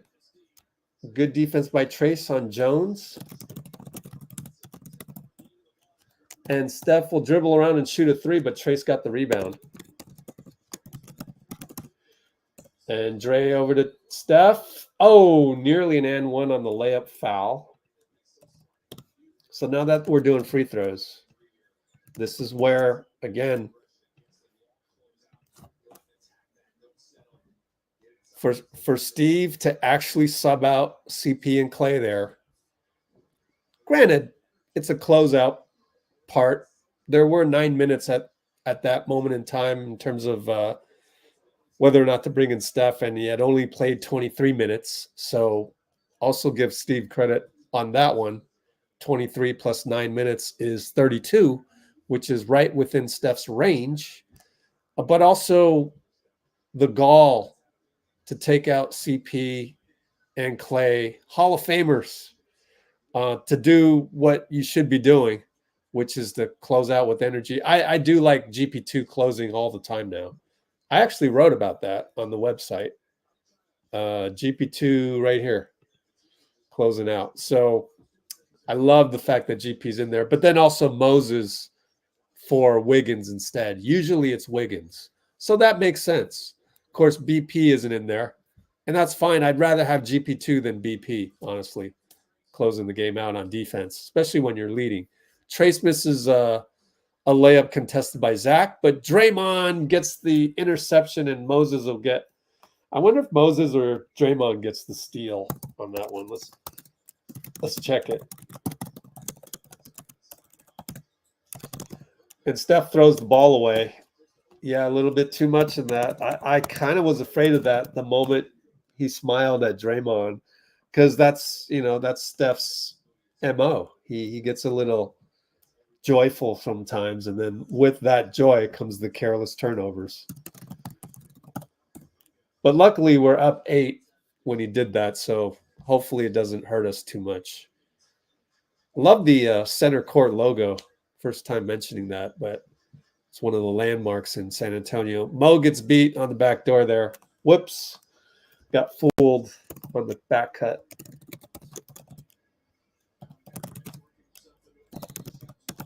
And Steve will call timeout.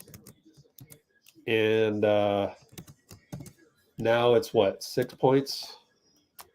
104. No, it's I did my math wrong. We were up 12, not 8. Did the L 4 and 2 simple math incorrectly. So we're up by 10. 104, 94, Q4, 503.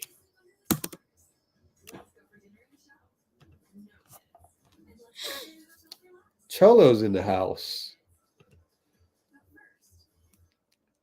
Clay's been doing his job. Well, he looks a little rusty tonight. He's 1 for 7 on threes.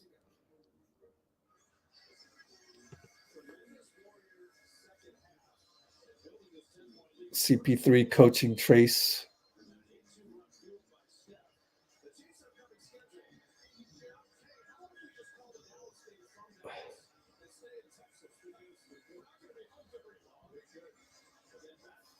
Yeah, love this lineup. I love GP2. I just love GP2 on defense closing.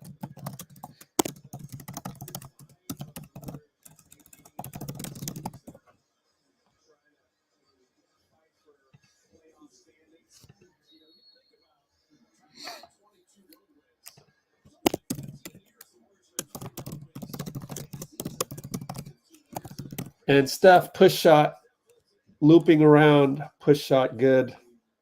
So that is a dagger with 4:50 to go on the ATO. That's got to drive Spurs fans mad. Wemby with the turnaround banker over Trace.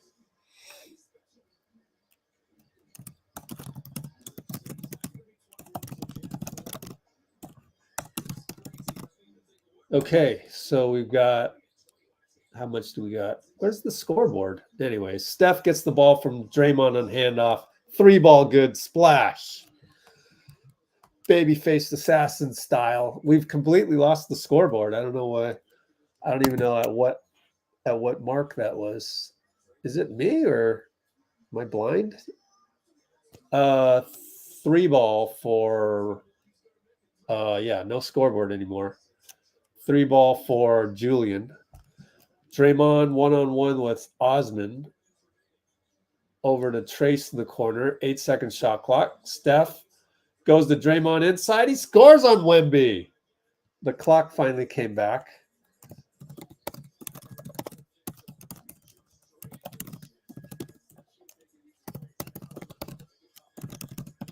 And 3-ball for Julian again over Trace. Good. Sorry, I'm trying to catch up because we lost the scoreboard, and I like to take the notes and put down all the meaningful plays with the timestamps. And we're up by 9 with 3:15 to go. Moses. Good to see Moses out there. Deservedly tonight getting the closeout minutes. Trace with the screen over to Moody. Gets blocked by Julian, and it's a shot clock violation. So good defense, Champagne against Moses. Probably should have just shot the first one. But that's a rare offensive mistake by Moody, quite honestly. Because he had Cedi Osman with 8 seconds on the shot clock, or 9. But he wanted to milk the clock. Anyways, Branham baseline against Trace got switched and switched back with Draymond. So it's Wemby one-on-one Trace mid-post. Fakes the up fake, and Draymond reaching clean. No call. So it counts as a Draymond steal. And GP saves a turnover. And it's 3 seconds on Moses because we took too long to develop that play. And just a little bit too unselfish, if there is a way to be too unselfish on the early offense there.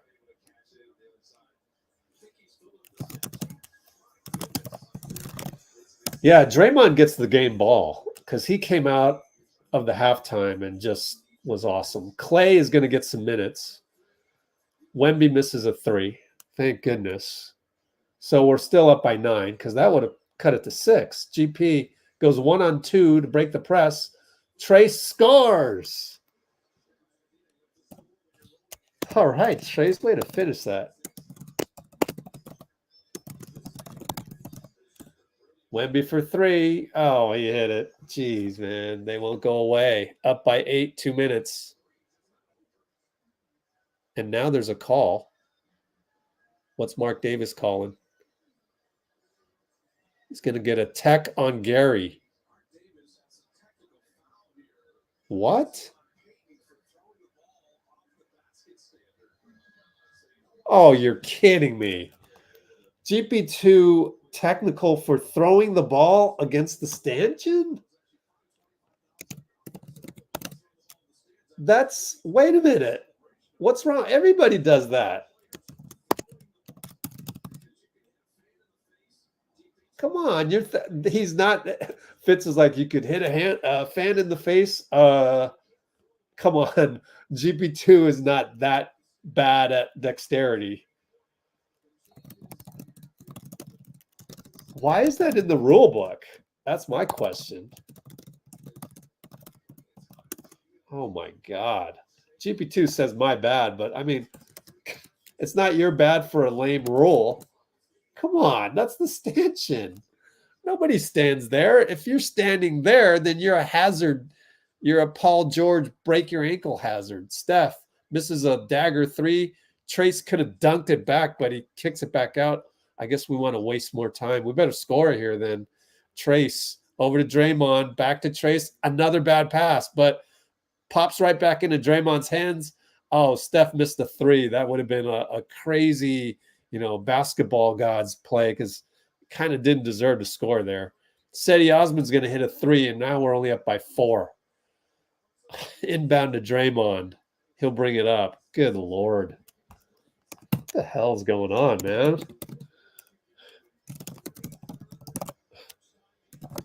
Oh, man.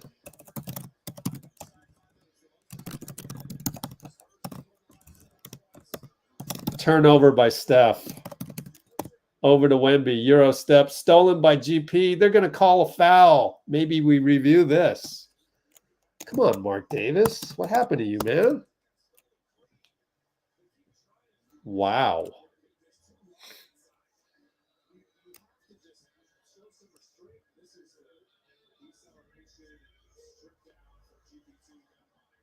Good Lord, Steph. Why does he do that? We're not going to challenge this? Oh, my God. What the hell? Wemby Euro. GP2 reach in. Oh, my God. That is so clean. No challenge? What are we? I'm watching the replay. Klay subbing was really bad. Could have been. BP's now in the game.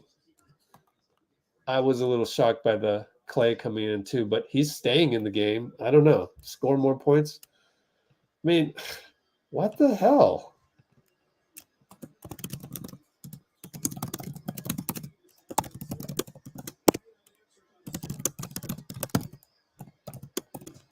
Should I bother doing a poll? Oops. Anyways, 48 seconds left. Steph turns the corner, but fades away. Really tough shot. Wow. Draymond rebound. Thank goodness. Klay's going to shoot a three with 12 on the clock. He hits it. We're up by 5. Well, that's why you have Klay in there. Oh, man. Oh, Wemby for 3. Missed it. Cedi Osman rebound over Paul. What? Draymond fouls Wemby. He'll go to the line. Why did you foul him? What the hell?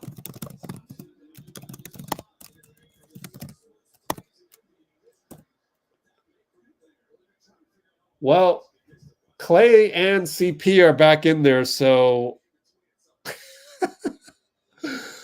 I don't get it. Me and Bogus both want the energy, and I would think that Moody deserved to close this game, so I don't know. But then again, Klay hit a 3, so then you can't really say that was bad. But and then Draymond with the odd foul. I don't get that. We're going to be up by probably 3 if he hits this one. Yep, we're up by 3. What the hell? Now we're going to have BP bring it up. Okay, back to Draymond. Well, 18 shot clock. I'll count out shot clock. It's about 4.5 second differential. Draymond tells Klay to go to the corner. Give it to CP against Wemby. Draymond screens, so there's a switch. CP, we gave up his dribble. BP now. 2 on the shot clock. In and out on the 3 ball. Draymond draws a foul on the rebound. Wow. Thanks for not calling it like the finals, JT Orr.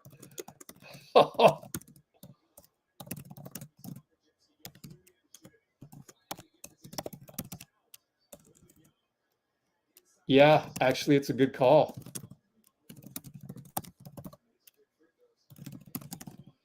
Well, Draymond, 2 free throws here with 3.9 left. Oh, gosh. These are not guaranteed, man. Oh, no. Oh, gosh. Don't spoil it in the comments. And he misses the first one. Come on, man. God.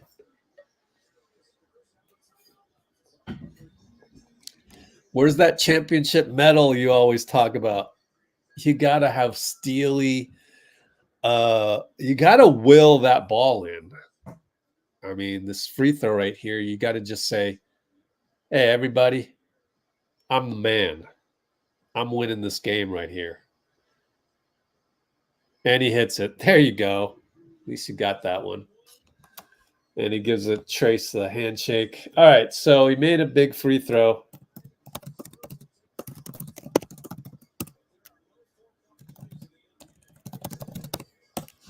Well, Fitz is saying there are no 4-point plays in the NBA, bro. Don't jinx it. So now you just let everything go.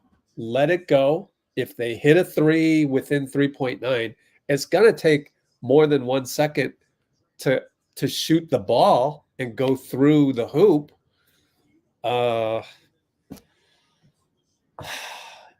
You know what we're going to have to do is after this game, we're going to have to analyze that play-by-play in the fourth quarter because I have a feeling that was not a good sub to bring back Klay and CP3, but we're going to analyze the play-by-play.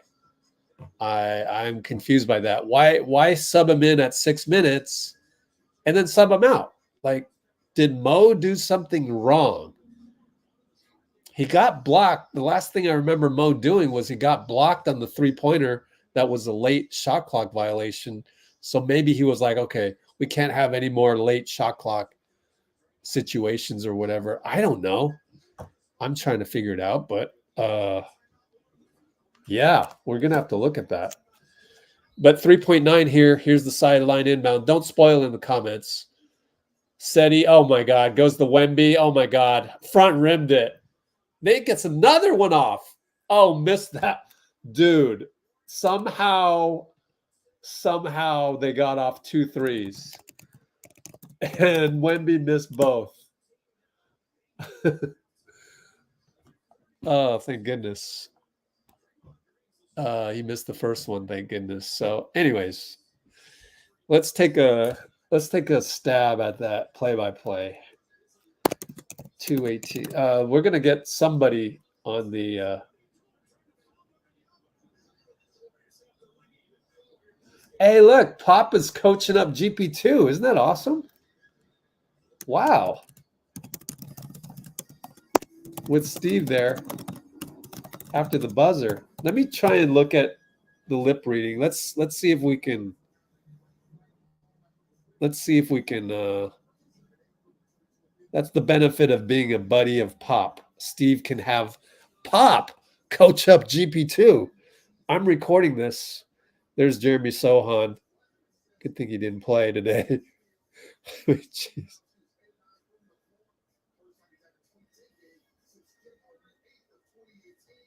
Yeah, GP2, I think he nearly fouled Wemby on the 3 ball. He can't help it. He's always playing defense. That's my assessment of that. It's very confusing as to why you would turn your brain off in the last 3.9 seconds. But that's what GP did, and Pop coaches him up. I think let's airdrop that over to you, and then we'll analyze the play-by-play of the fourth quarter to see what was up. We'll take it. We'll take the win. Let's look at the ESPN standings here. Oh, my gosh. we actually had a heart attack up 4 with 3.9 seconds left. Oh gosh, what? We're not supposed to have a heart attack at that point.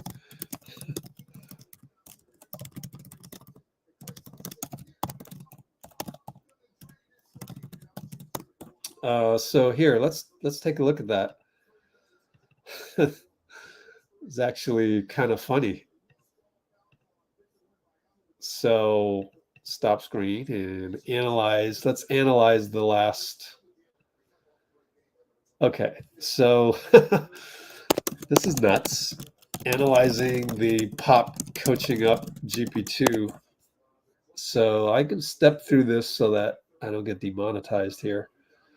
Okay, so here's Steve and Pop. I'm going to just go for like 3 seconds. GP's going to go, oh, yeah, that's my bad. Watch. I think he's telling him not to do the closeout on Wemby there. Here's Draymond. Draymond, I said midway through the third, if someone had never seen you play, this is your Hall of Fame highlight film. 11 points offensively, everywhere defensively. What was the adjustment you made at halftime? I just thought I needed to be aggressive. A couple of those ones, I got turnovers in the first half. Vic was kind of baiting me into the pass and then falling back. So I knew coming out in the second half that if I drove at him, I just had to be aggressive, try to get into his body to negate his shot blocking. And then on the defensive end, just doing what I do, being active. We were switching a lot with Vic because of the problems that he creates. So when I was switching onto the guards, just trying to have high hands and make them make tough passes. When they throw the ball to Vic, they're going to throw it up high because that's where he can catch it and where no one else can. So just wanted to have high hands and try to deflect the pass. And we was able to come up with a couple steals and get out of transition. And you just touched on the defense a little bit there, but you were cleaning up mistakes, getting deflections, breaking up plays all over the place. I saw all of you guys embracing Wemby. You had to guard him a ton. What was that challenge like at double teaming him or not double teaming him or whatever down the stretch? Yeah, he's an incredible player. We never incorporated the double team on him in our game plan, but we also always know that whenever you got the best player on the opposite team, if you're going to incorporate a double, just randomly do it, because ultimately we know that guy can beat us. You want to make someone else beat you, but man, that kid is great. He's going to be forced to be working with for a long time in this league. He's kind of rewriting what it looks like to be that size with a handle. You'll start to see more guys like that, not necessarily as good as him, but just tall and can handle the ball just with what he's doing. And I said on my podcast a couple weeks ago, he's a top 20 player in the NBA right now. And that's just being generous to the guys who've been doing it so long, because I don't want to be disrespectful. You're one of the leaders of this team. Put this 4-1 road trip in perspective. The thoughts heading out to Minnesota, and now the thoughts flying home. It's a great road trip for us. We started off with that game in Minnesota where we kind of led the whole way and let the game slip away at the end. But we picked it right back up from there. We went to Miami, got a win, went to Orlando and got a win. In spite of me getting kicked out the game, our guys held it down. A 4-1 road trip. This point in the year, any point in the year, you take it. We need it right now, so it's great for us. And points in the paint, you guys had 42 tonight, more in the second half, but just in general, you guys focusing more on scoring the paint, getting downhill, getting the rolls. What's been behind that? Well, we got guys who can get downhill. Obviously, Steph can always get downhill, but JK playing the way he had been playing before he went out, and Wiggs playing the way he's been playing, just putting that pressure on the rim. And when JK's not out here, that takes a little bit of a hit, because he's a guy who can break the paint. He doesn't need anyone else to get to the paint and kind of break the defense down. So that takes a hit a bit. But that's when we got to use each other and use cuts and, misdirection and different things to make sure we're getting downhill and putting that pressure on the rim. All right, I'm going to let you go with this one. Don't just say a couple steals. You had 6 steals tonight. And you blew up everything in that second half. Big time. I'll take it. It was a good game for me. I started off the game awfully. I had 2 turnovers in the first 3 possessions. So I just wanted to bounce back and make sure we come out here with a win. Hey, we appreciate you stopping. You're the best. Thank you. Draymond Green. Very, very relieved to hear him kind of own up to those turnovers, right?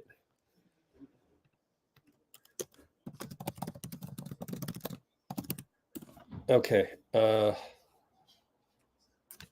Arbel has some news from Slater. Yeah, let's keep the momentum going.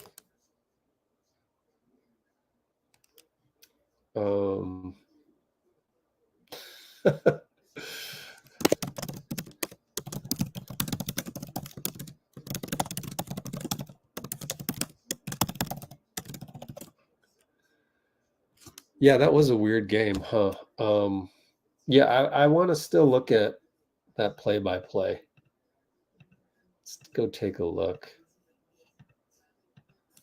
All right, standings. Wow, we're 6 games over 500. Isn't that crazy? But Lakers are 9 games over 5, and Rockets are 2 games over 500, and that must mean that they lost.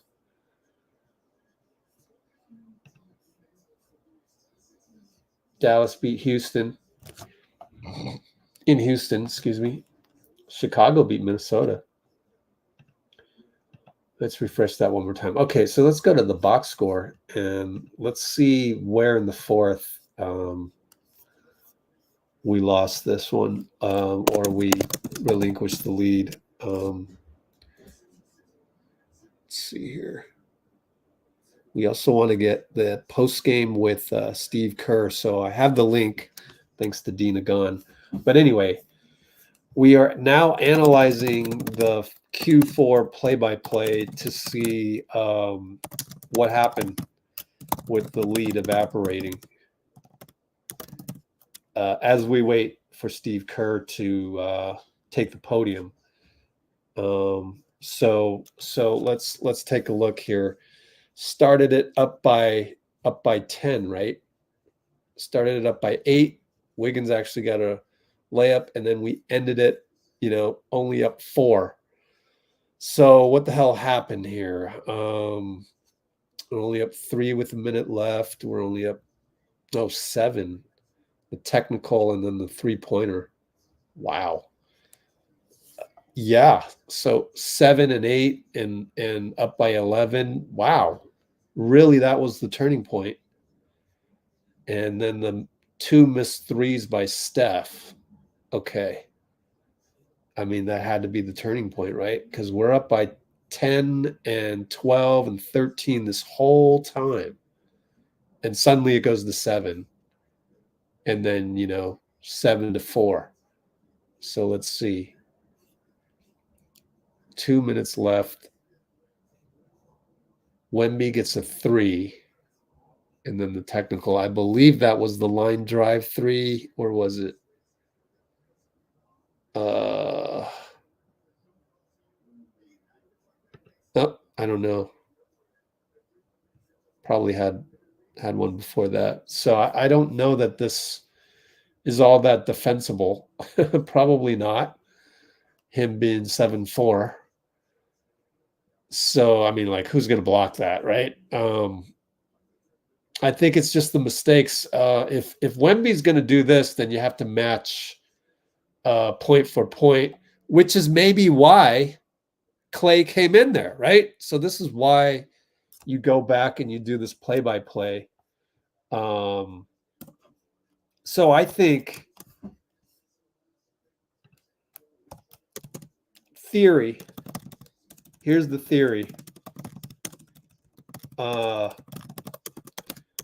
Kerr thought Wemby got hot and therefore had to match bucket for bucket.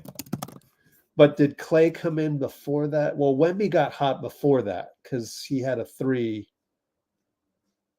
Here's the bank. Steph had that horrible turnover there too. Anyway. Sub out Vic. When did he sub in Vic? Sub out Vic at 6:53. Sub in 2 minutes later. Steph got that floater that was like a dagger at the time. And then Vic comes back. Steph hits. Trey Jones hits. Yep, Moody blocked. Okay, remember this? Moody got blocked. We had the shot clock turnover. Yeah, Wemby turnover. Draymond stripped him. And then the 3-second violation, which I don't blame Moody. But then again, that's kind of like 2 turnovers in a row. But Wemby misses a 3. That's when you bring in Klay. So I don't know if my theory holds in that Kerr thought Wemby got hot. I don't know if that's the right theory. However, Mo was subbed out for Klay after the shot clock turnover and the 3-second turnover. Interesting. But I still, if I had to guess, I would still guess that Steve wanted to just match bucket for bucket, because if Wemby's going to get hot, then there's really nothing you can do about that. So then you need offense rather than defense, which is crazy because you're up by 11 and you would think you want to preserve the lead. And yet Gary Payton is still in there. But yeah, I mean, if you want defense, then you definitely go with Moses. If you want offense, then you go with Klay. At least that's how I would read it. So after the technical by Gary, which, can someone go look up the rule? NBA rule book, throw ball at stanchion. Players are not kick the ball against the back. Okay, throw or kick the ball. Oh, okay. It's in the rule book. With force. Okay. Okay, fine.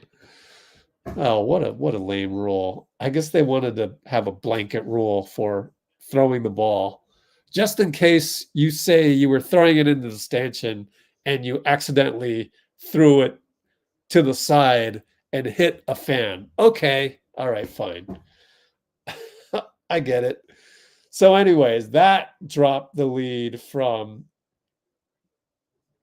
8 to, wait, it was 11. 11 becomes 8, 8 becomes 7 after the tech. Steph had another hero ball. Trace got him a reload. He missed the one in the corner. And then Osman gets open for 3. Do I have any notes on that one? I wonder. That's with 122. Nah, I don't. I'd have to rewatch that play. And I don't know if I have the... Okay, assuming the post game goes well, I can leave Festus Ezeli for a moment and go back and look at the play. So let's look at that play. Let's go to the end and backtrack.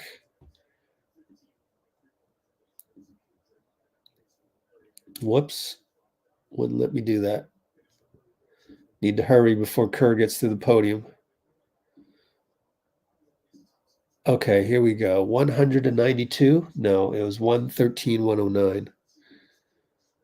Oh, we lost the scoreboard for a while.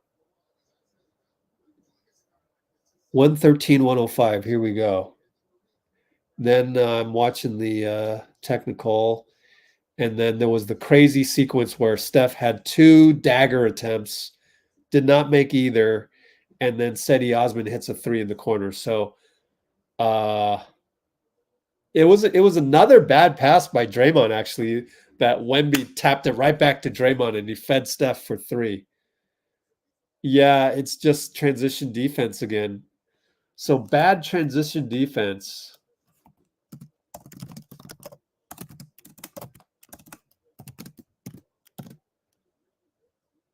Nobody's got Osman. Gary's just looking at it. Let me see. One more time. Let's track Osman and track Gary. Gary doesn't know who he's guarding. Draymond has to go over to Wemby. And yeah, it's just typical bad Warriors transition defense.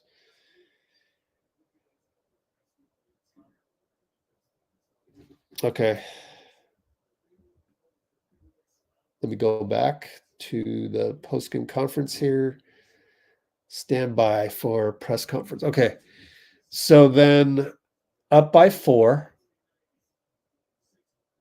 Gary had that foul. We didn't challenge this one.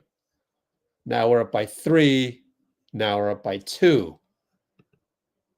at this point, Steve's like, okay, we definitely need offense and defense. So we go Podziemski for playmaking just in case shit hits the fan or an offensive rebound. And we get our small lineup in there, up by 2. Steph misses again. Oh, here's Steve. Steph misses again. Was that a 104 to go? He made a bad pass, but that didn't. Yeah. So Steph's bad pass here gave him a trip to the free throw line eventually. And then Klay hits a 3. Oh, man. So, yeah, Draymond saved the day on that offensive rebound. Hits a 3. We're up by 5. This time, foul Wemby. I don't know why he fouled him way out there. We're up by 5 and you foul him. I don't think that was on purpose. And so, yeah, that kind of, then all of the rest of this we remember. Okay. Steve Kerr. Let's go to Steve. And I will use that opportunity to use the restroom as well. But let's go to Steve.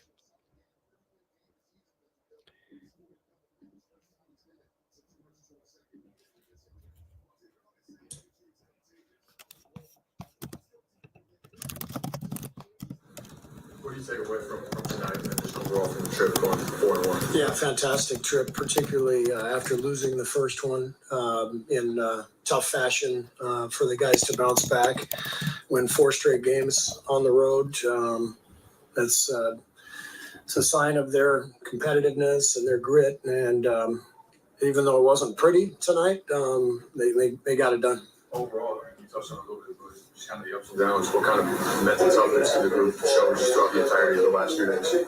Yeah, I think, just recognizing at halftime, what was happening in the game and coming out in the third and changing the momentum in the game with our defensive pressure. And then that connected our offense. And that, that flipped the game around. And then obviously we kind of had to hang on there at the end. But, to be on the road for 8 days and do what we just did, that's a sign of a really good team. What does Draymond Green mean to this basketball team? Man, Draymond was incredible tonight. That was a defensive masterpiece. The offensive board at the end with the Klay 3, probably play of the game. But you can see, you watch that game, Draymond he's a genius defensively. Yeah. What was the reaction on the bench when you got that box out right in front of you guys? Oh, guys were going nuts. It was, you could see it the whole way too. Like he was, he anticipated the whole play. It's part of Draymond's genius is just, he seems to be, a half step ahead of everybody. And on that play, you could see him getting position as the shot went up and play of the game for sure. Steph with 33 and 8. Like his best game of the trip. What did you kind of see from him overall? His family's here, so you got to spend Easter with the whole family, and they had breakfast with us this morning at the team meal, and I think Steph was really extra motivated to play well in front of his kids and Aisha, and he played a great game. It was there was a lot of pressure on him out there. Trey Jones does a really good job defensively. And he found a way to get free and knock down some big shots for us. Slow start for you guys tonight. Do you think the tech kind of woke the group up? Oh, I don't know. But, I was due for one. It had been a while. So, yeah. Houston finally lost. So you got some space plus the tiebreaker there, considering where you were a week ago. Yeah, we have 8 games left and a lot can happen. So our focus is just keep winning, keep winning. And we're not just looking at the team below us, we're looking at the teams above us. So we're hoping we can, keep pushing ahead and get the most favorable seed we can. Thank you, guys. Several guys in here. Good to see you. You on board this summer? Yeah, you have my train schedules. Thank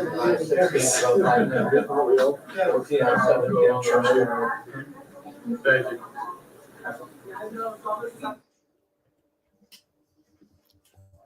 Okay, that's Steve.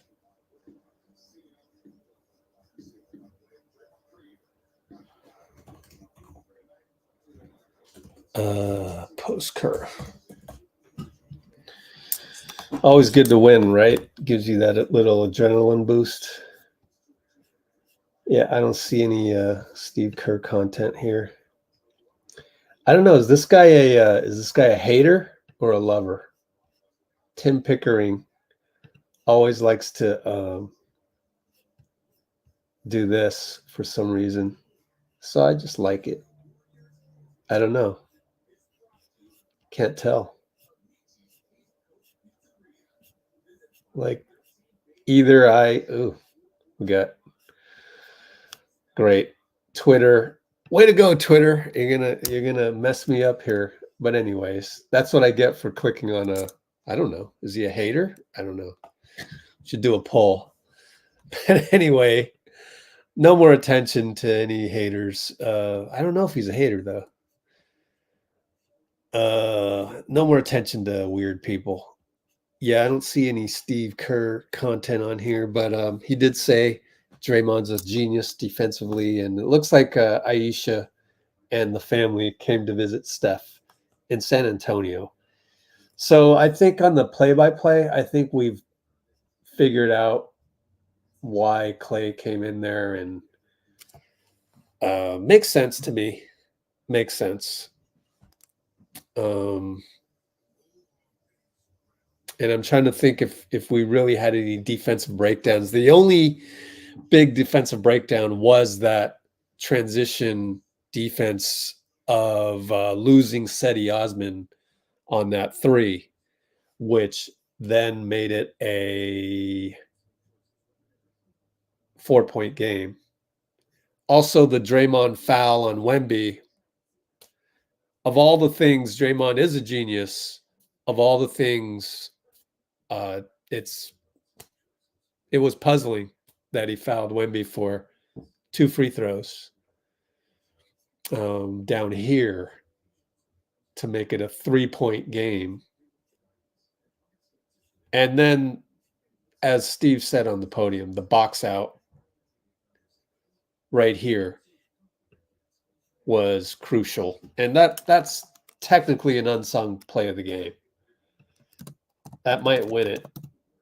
I've got a list of probably 6 unsung plays of the game.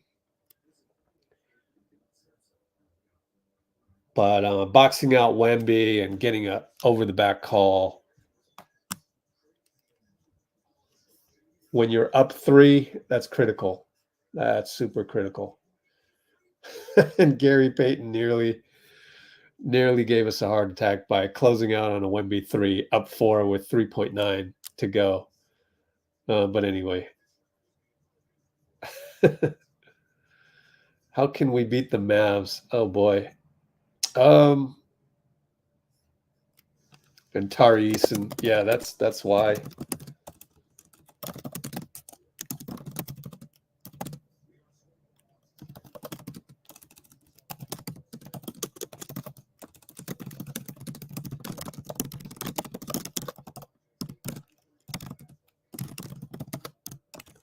All right.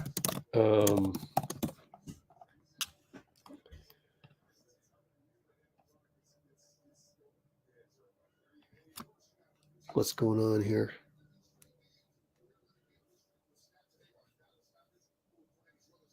Okay. Yeah, the Mavs.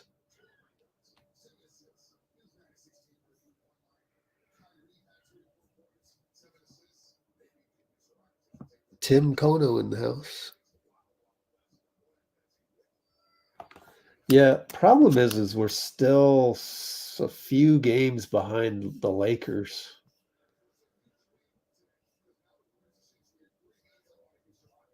You just have to go on a run.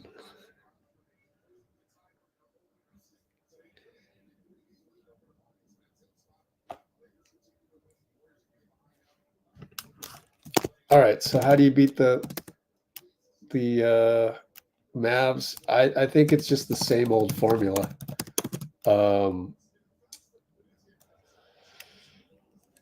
cut down on turnovers, so protect the ball.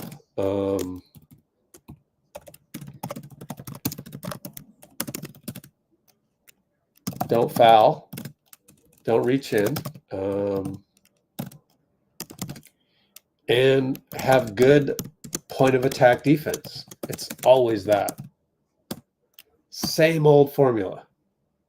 Same old, same old. So, 245.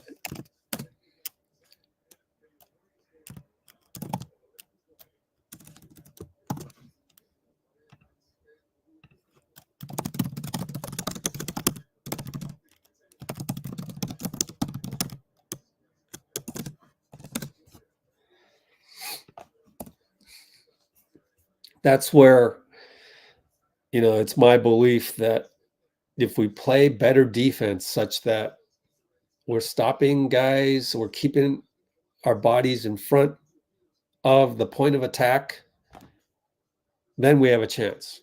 When we don't do that, as in the first quarter, as in the first quarter where we threw the ball away like 5-6 times. In the first quarter, we also I don't know what's wrong with my light here. In the first quarter, we also didn't stay in front of attackers. And so that ruins our defense. And that prevents Draymond from making genius defensive plays. So I think it's just that formula that will have to be our identity against any team, whether it's Dallas, whether it's, Denver, anybody, Phoenix Suns. You got to stay in front of people. And usually that means with the second unit, it's going to be CP and Klay. In the first unit was just turning the ball over. And then also aggressive Wiggins. You got to have aggressive Wiggins. It's crazy, but we've won, 3 or 4 games without Kuminga. Who would have thought?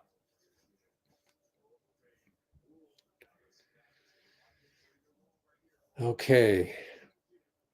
Playing the Mavs twice and Rockets as well. Hello, Cholo. Dean Chambers. Dean's not feeling well. That sucks. Hope you feel better. Any NRL highlights in the edits in the chat? Klay being Klay.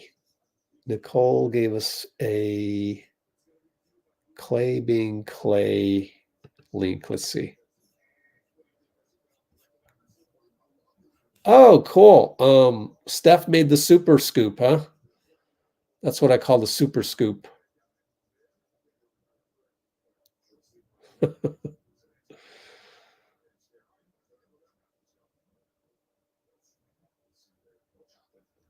I'm waiting for Klay to be Klay on this video that you can't see right now. Okay. Yeah, let's throw that on the screen here. This is fun. Thanks, Nicole. So Steph made the super scoop. I call this the super scoop. Did you see Luka? He hit the ball. He hit the ball off the jumbotron today, and it went in. That was nuts. I saw that just randomly. Draymond. Here we go. Here's Draymond. Perfect timing. It's running out of things to talk about.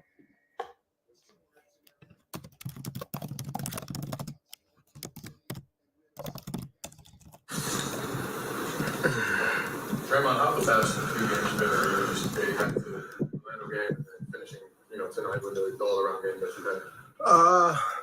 Great. We went 4-1 on this road trip. The goal is always to play great and affect winning. I think I've done that. What worked so well for you tonight on both ends of the floor? I mean, Vic finished with 32, so I can't give myself too much credit. He is an incredible player. I think, my goal was to, anytime you're playing a great player, it's just to try to make him take tough shots. Not let him catch the ball where he wants to catch the ball at, because if he catches the ball anywhere in the paint, closer, you're dead. And so just trying to do my work early on that side of the ball. When I got switched onto the guards that time, try to have high hands to make those passes tough. With a guy like Vic, they're going to pass the ball up high because no one else can get it. So I was just trying to have high hands, as our coaches always preach, and get some deflections. And I was able to come up with a few deflections, which helped spark our transition offense. What do you think Izzo would say about that?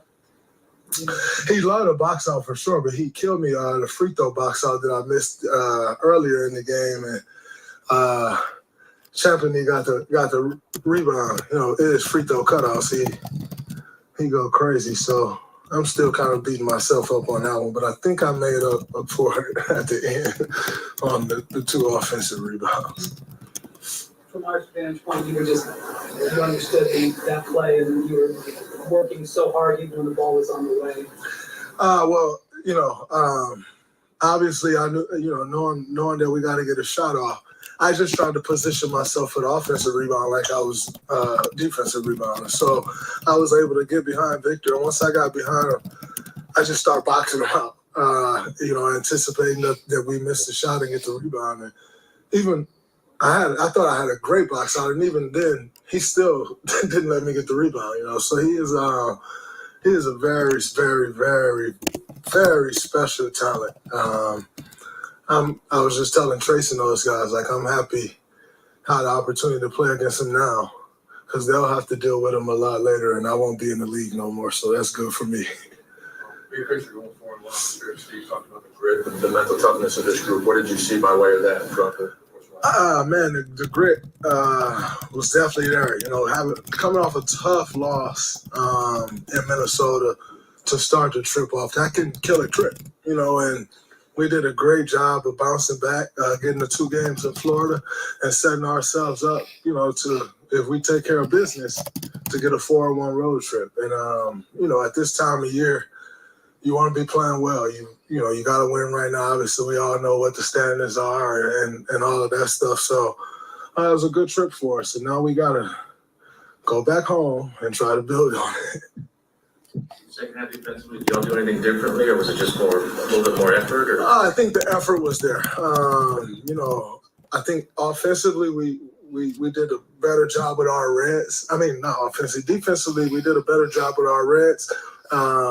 Earlier in the first half, we were just kind of redding, and then they were lining us up. They were still driving.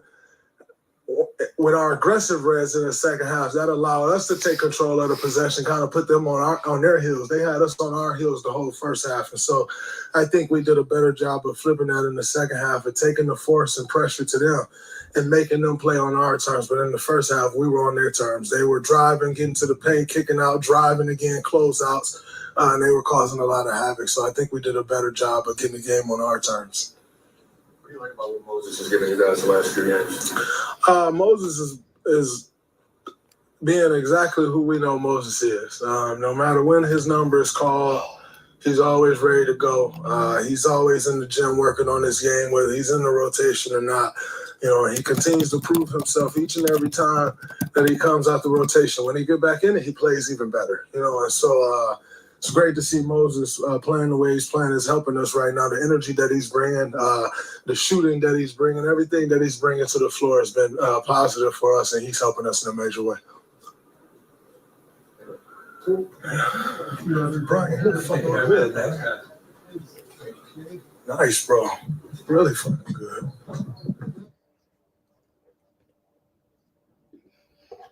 I wonder who is in the press conference room, because I believe Draymond just credited somebody with their fashion, their fit.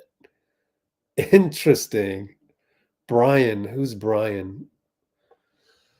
Who writes for not Windhorse? No way, right? Who writes for San Antonio? Let's take a look at my list for, where's lists? Is it this? Lists, yeah. GSW list. That should have all of the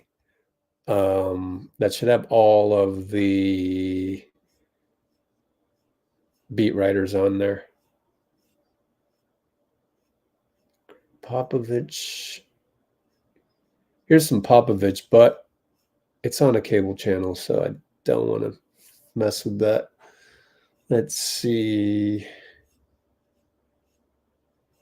Brian. Who's Brian? Is that a Warriors guy? No, I don't think. Can't figure it out.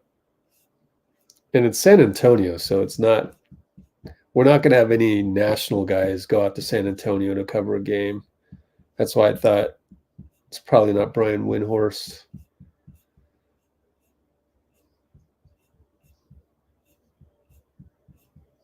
Yeah, I don't know. Don't see anything here. Let's just go back to the Warriors stuff. Moses Moody. Moses Moody at the podium.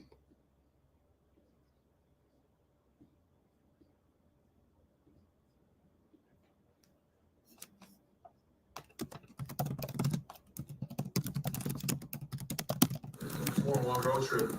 What do you take away from this? Just what are the big picture takeaways that you got? Where you guys compete on this trip?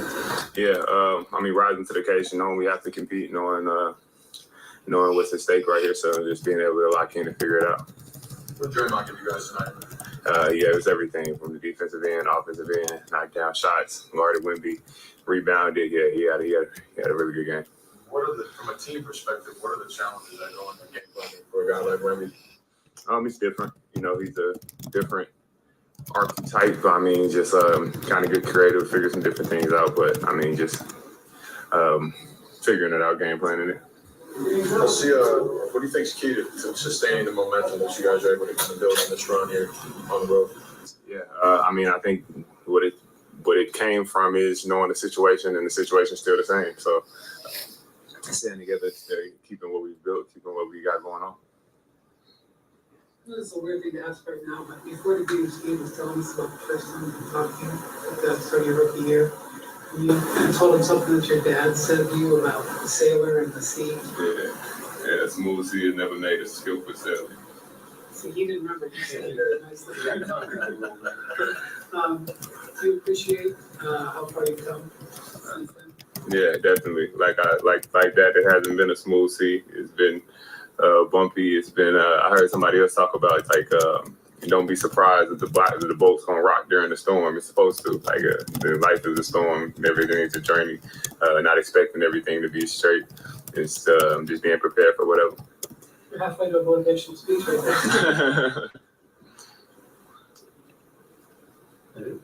Cool. All right. Steph and Hans will be next. Steph and Pajemski coming up soon, according to Raymond Ritter.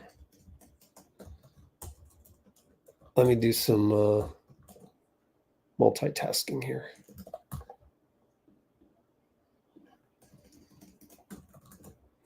All right, so I'm going to have to do some deep multitasking here. How long was the Draymond interview? 5 minutes.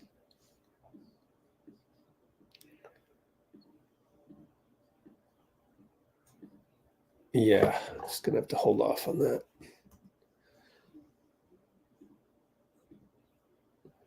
All right, we got to do some unsung plays, right?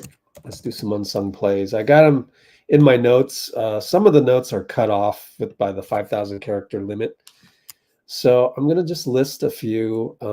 Definitely it's probably going to win, but prove me wrong. Vote for unsung play of the game. Dray box out on Wemby. Fouled. Led to free throws. That's the game-winning free throw, actually.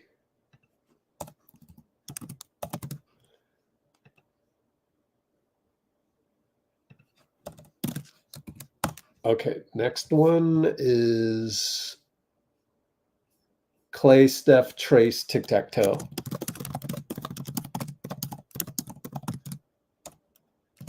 Tic-tac-toe dunk, which might not be unsung, but and then a couple involving Looney, which might split the vote, the vote for Looney, unless I can find another unsung play. Anybody got an unsung play you want to mention?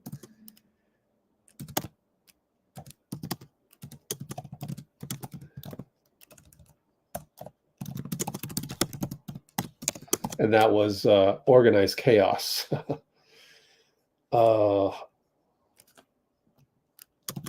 Loon put back on CP miss. 5-point lead to 7.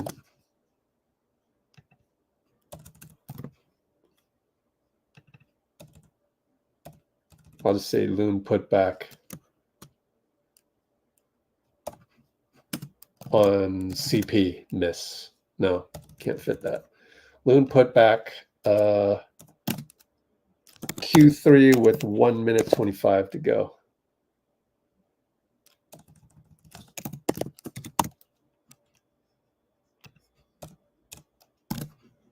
Okay, and Draymond and Trace played hot potato. That was nice. And that was in the third quarter. Any early ones? I don't really have any early ones because we're not playing well early on.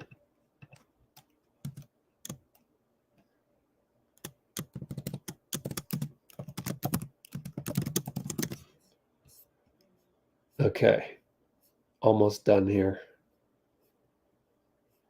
There we go. Okay. Yeah, I think those will be the 4. Anybody else got a unsung? Moody could be on Steph's cabinet. I know, right?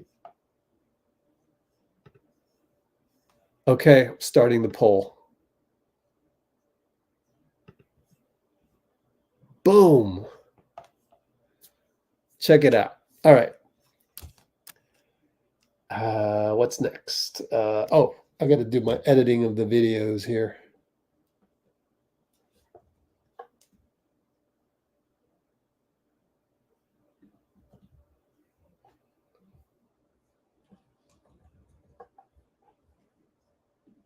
Oh, what? Okay. That's funny.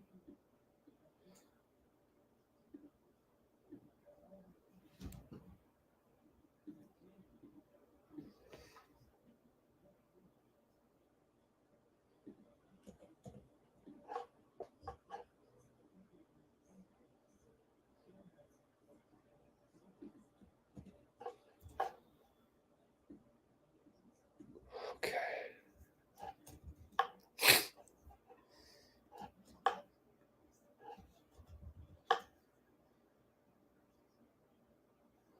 Let's listen to that one more time, Draymond at the end. Really fun. Let's see. I gotta bleep that out. He goes, Brian, you look effing good, man.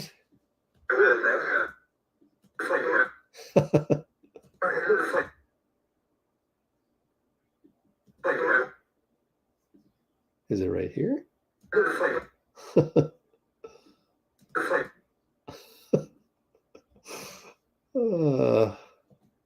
Here. There. Nice, bro. Nice, bro. Really fun.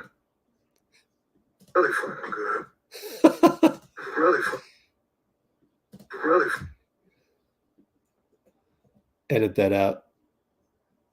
Good.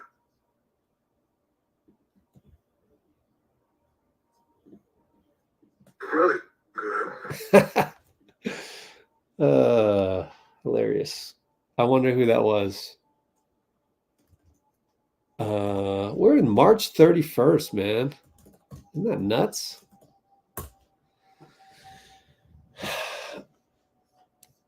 Oh, I know, Nicole, huh? Sheesh.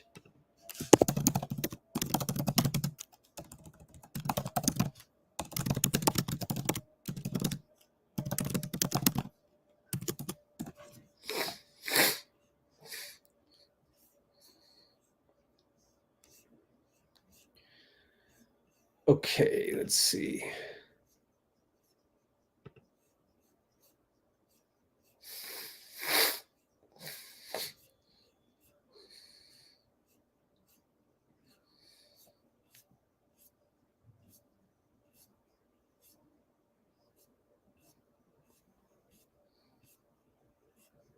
There's Draymond. Whoa. Oh, okay. There's Draymond. Chase Center. Draymond again. They'll have to deal with him a lot later, and I won't be in the league no more. Yep. Good quote.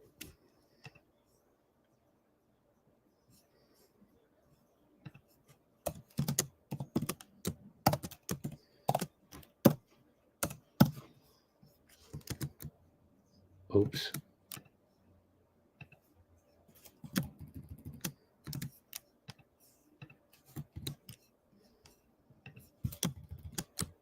Okay.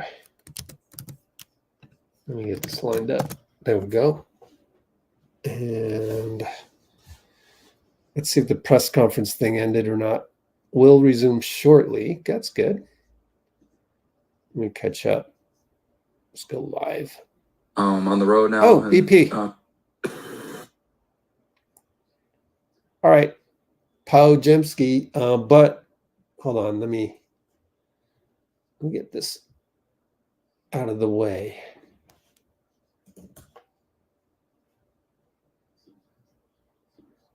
Just give me a moment. We'll have Pojemski in about 30 seconds.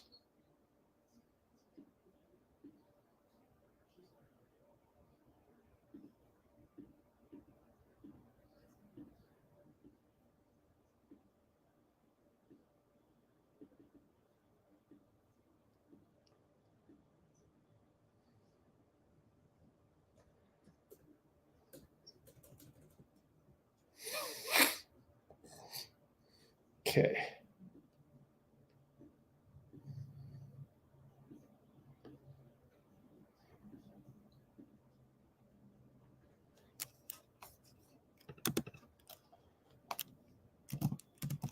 Before one on the strip.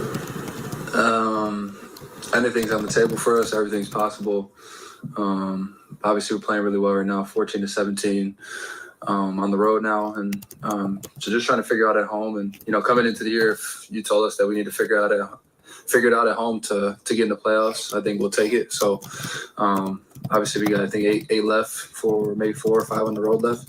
So just trying to take care of business, go home for 1, and then back out here for 2.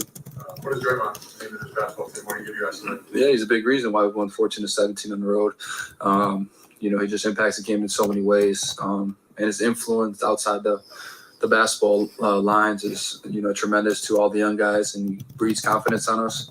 And, tonight, he was playing like he was at Michigan State. He was doing everything, shot the ball well, played well. So it was great to see, especially from me as a young guy. There was a play in the first quarter where he went up for a layup and Steve got a technical afterwards. Did that get you guys going at all? Yeah, I think so. Whenever, Draymond gets a technical, Steve gets a technical, I think that just naturally, boosts momentum in our favor. And I think it did for the most part. Obviously, to start the third quarter, the starting group did a good job of, making our run to start, and we just kind of held that lead until the end of the game. Obviously, they made some shots late, but we were able to hang on. What's it like constructing a game plan defensively for a guy like Wemby? It's fun. it's fun, and you get to see the coaches' creativeness, how their brains work in terms of schemes and stuff like that. But for us, it's just kind of taking away his space. Obviously, in space, he's really hard to stop, maybe even impossible to stop. And then when he gets close to the rim, it's pretty much you're at his mercy. So just kind of crowding him, pushing his catches out. I think we did a better job the last time we were here than tonight. But 22 shots, made only 10 of them, so we'll live with that. What did you think? You guys went super small at the end. He was guarding you. Does that shoot too? What did you make of that?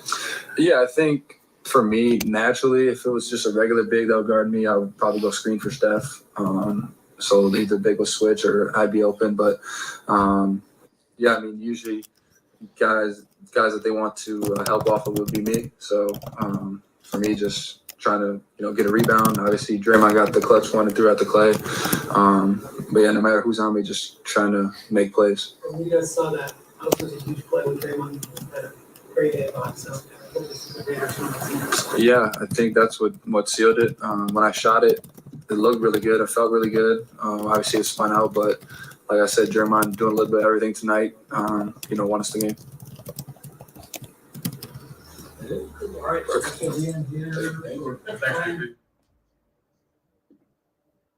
Okay. I'd love to know who that reporter was that Draymond praised.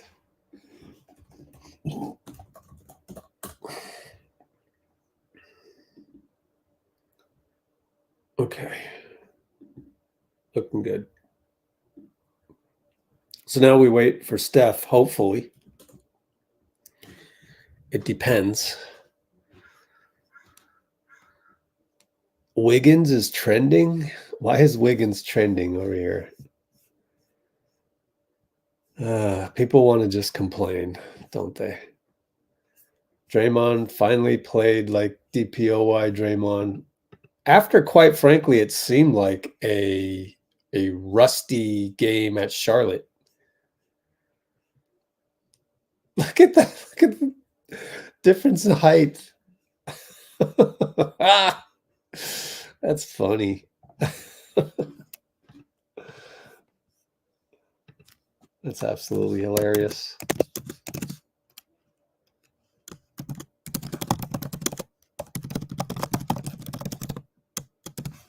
I gotta save this, copy this link.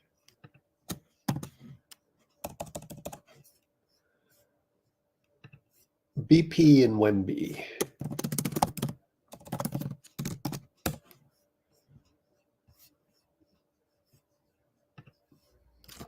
Okay.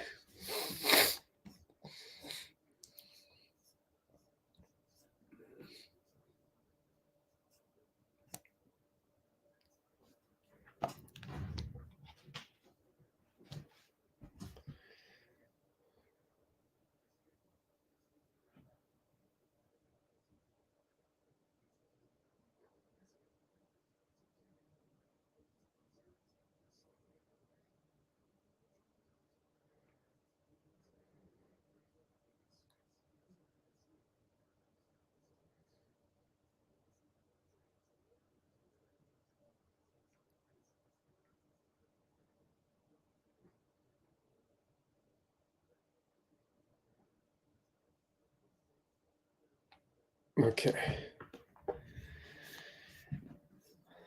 So let me set that up.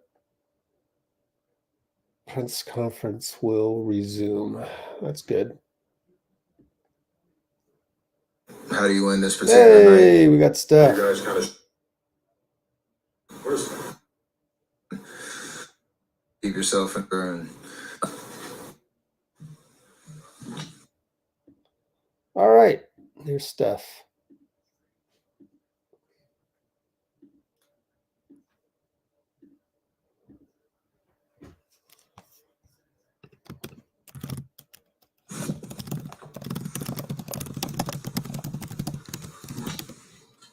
straight to close the trip?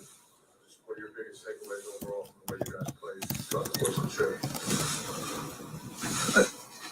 Did what we had to do. Minnesota game was a tough, way to start the trip with the fourth quarter and feeling like we let one go. responded well. You know, with the teams we play, those are the ones that you have to win. Keep yourself in the fight, and we did that. No style points really for any of it, but you get out of here with 4 wins and keep the momentum rolling. The schedule going home for 1, going back to Texas for 2, like we have a tough task ahead of us, so we needed these. It's been a pretty jam-packed schedule, a lot of road games, like you mentioned, back-to-back, coming back here. What are some of the challenges in managing a schedule like that, and what kind of grit and mental toughness have you guys kind of shown in dealing with that? Exactly what you said. That's what it requires. Being in the present, just how do you win this particular night? We said that a lot this year, but everybody, different guys stepping up on given nights. And tonight, the way Draymond played was unbelievable. Making his presence felt. He does it on the defensive end. He does it with his matchups, making those extra plays. But even tonight on the offensive end, being aggressive, taking what the defense gave us a huge boost. Trace doing what he does, what he's been continuing to do, getting better every single game. Moses off the bench playing impactful minutes. So the collective effort of whose turn is it to step up and give us a great effort. Can you talk a little bit about withstanding the punches? Every time y'all made a run, it seems that they responded with a little run of their own and kept closing the gap. It's interesting because you look at their record and you expect them to. I guess the narrative might be that they might lay down and quit, but they're playing for confidence and just vibes on trying to finish the season strong. And you're playing free, so anytime we had separation, they were just responding like you said. Wemby's hitting a bunch of threes. Devontae Graham off the bench hit a couple of big shots. It seemed like they were always, responding. And in their home building, that's what you expect. So, like I said, no style points for us on every time we really had a built a momentum.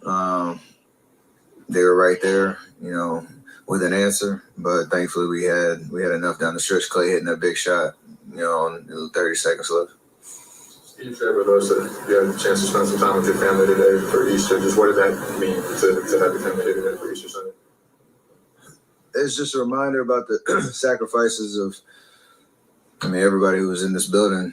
You guys, coaches, players, sacrifice you have working on Easter weekend. And thankfully, kids are a little older where they could travel a little bit and not make it too crazy on my wife. But it was nice to see him in the stands and be able to spend the morning with him. But, it's not easy what we do, and it reminds you of the sacrifices, we make, our family makes to, allow us to do what we do on the court. So it's nice to have him here. What does this mean to you? Obviously, my faith is a big part of, who I am, and I like to call it Resurrection Sunday in the sense of acknowledging that he's risen, and that's the meaning of what we celebrate. So as a parent especially, it's nice to be able to share that message with my kids and allow them to find that meaning for themselves. So it gave me good perspective just to play today and have fun, knowing what today means. Steph, just take it back to that first possession, the attempt over Wemby. Is that kind of a reminder just that he's there and he kind of catch you off guard? Yeah, it's he's a presence. He's different in that respect where I had a lot of daylight and thought I could get it up. I saw him coming, but thought I could get it up quick enough. And even the way he blocked it still looked weird. I'm looking at the bench. It's like, is that goaltending? Like, nah, he probably got it. So just a reminder, if there are options out there, but you can't disregard, where he's at every possession just because it's something you haven't seen before. You slipped a few past him. Say what? You slipped a few past him. I'm trying to think it. Maybe I got one earlier on. Get one over him, though. Considering that when Draymond boxed him out in that key rebound, just to box up a two-shot nice spot. That's a, like you said, fundamental 4-year college, high Division I level type play that you learn through the ranks. I don't think any NBA coach teaches that. That's just you know it or you don't. And he's obviously got the fundamentals for a reason.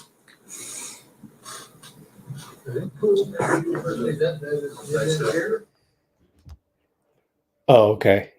It just ended, so yeah, we're on the same timeline with Dina gone there. However, I just realized there's an issue with my Draymond thing, and that needs to be resolved. So I got to go and work on that.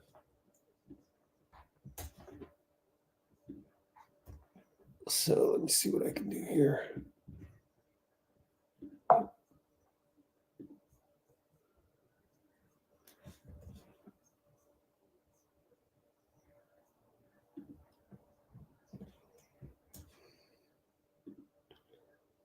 Okay, let's see.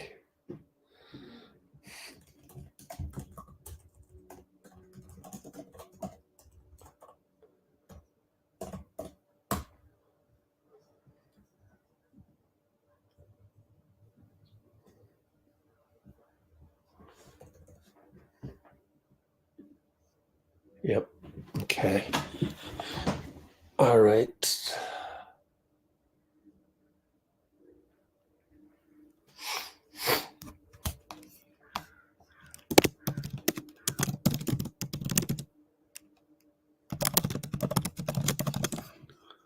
Okay, let's see. Oh, I see. Okay. Oh yeah. So I got to fix the Draymond video, and then I got to do the, Moody, BP, Moody, Steph, or Moody, BP, Steph. Or was it BP, Moody? Yeah, Moody, BP, Steph. Yeah, let's take a look at those standings one more time. Houston loses, so they're now 2 games behind, but they're really 3 games behind because we have the tiebreaker. We've already beat them twice. So no matter what happens in the next game, we'll still have the tiebreaker head-to-head on them. But it's really whatever this is plus 1 game because of the tiebreaker. They literally have to beat us in the standings by a full game. If we're tied, then we get the 10th seed on that. So yeah, I've got Draymond fixed here, so I can go now to send that over. And let's see, airdrop that over so I can fix this file that's having problems. And then let me also do this over here. All right, so we got Moody, BP, and Steph.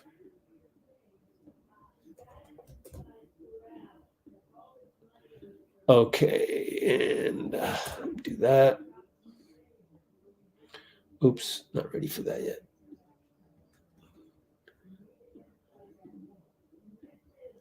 Okay, here we go.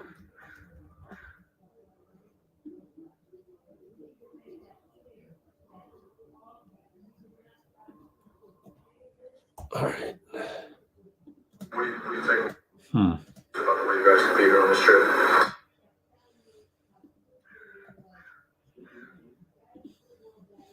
You noticed about the way you guys competed on this trip? No. What Draymond give you? I had to fix all these audio issues.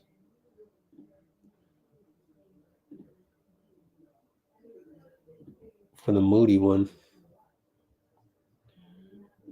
Forgot like Wemby. A really good game.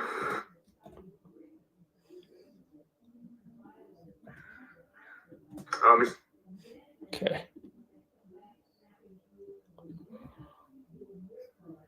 Okay, let's see here. Different.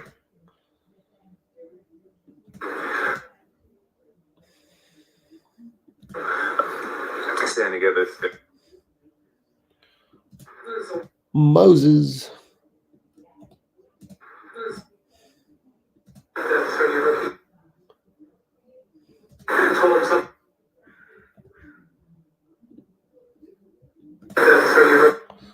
All right.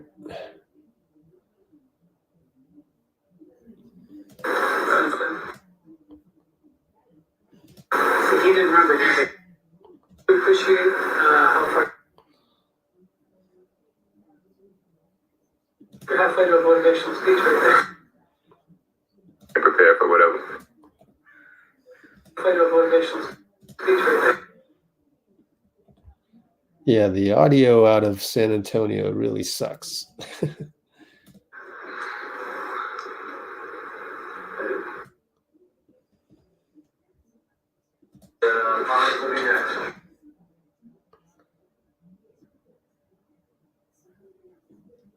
Okay.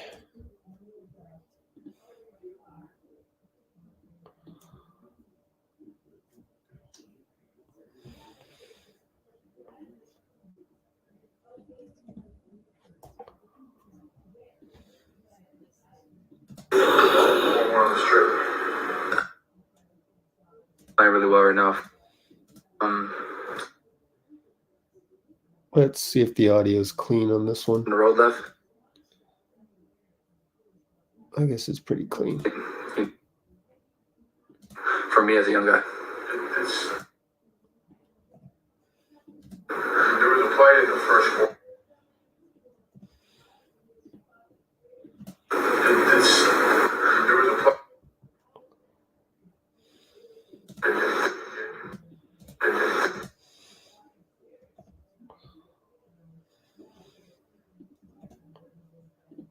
All right. You got it. It's crazy. I'm having you follow me with this edit process. Constructing a. It's late, but we were to hang on. I guess that audio is not all that bad. The coaches, you know, we'll live with that. We'll live with that. What did you think? You guys went super small at the end. He was guarding you. Was that true too? Who is that? Trying to figure out who that is. What did you make of that?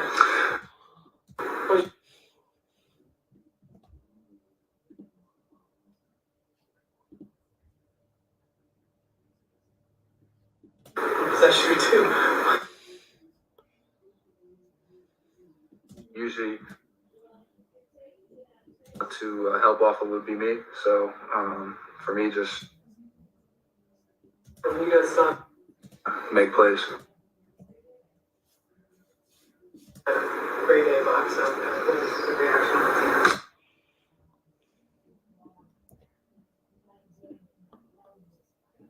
team? Grade A box. Won us the game. Okay.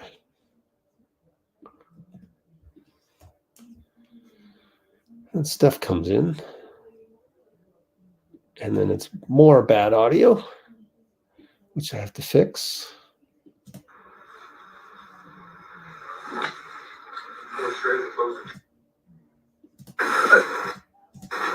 Dip. Close the trip. All right. Almost done, guys. Once I finish this, then we should be able to talk about anything.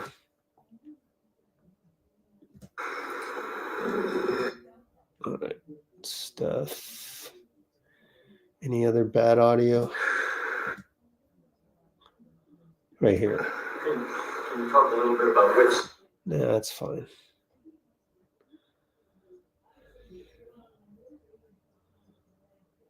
Let's see here.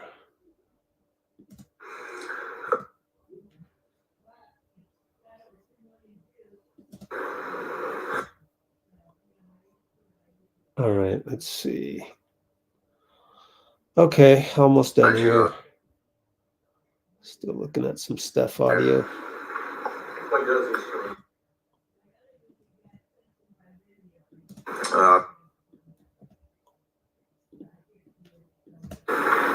What does this for me? What does Easter mean to you?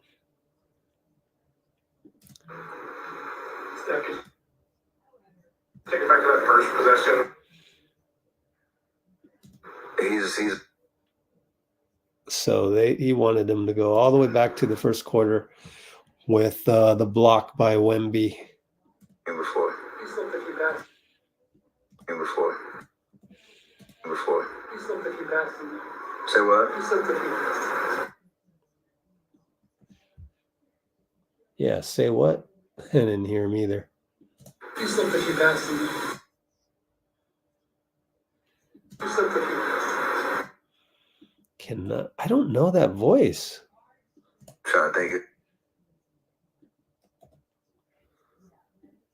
Okay, let's see. What? He's still 50 passes. I'm trying to think it. Maybe I got one earlier on. I don't even know what he's talking about. Considering that one, Over and though. Draymond boxed him out. Considering that one, Almost done here.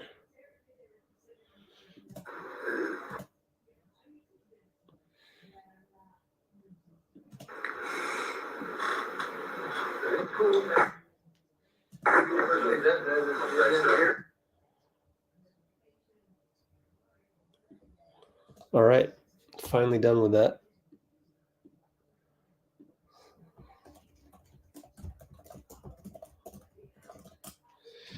And then I can fix this whole Draymond post-game interview problem. Sucks, man. Sucks. Let's see.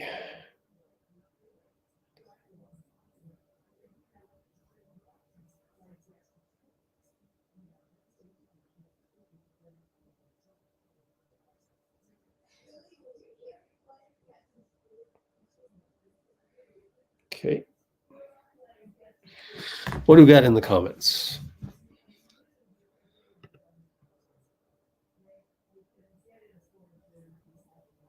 Per Draymond. Oh, Draymond and Mark Cuban. Yeah.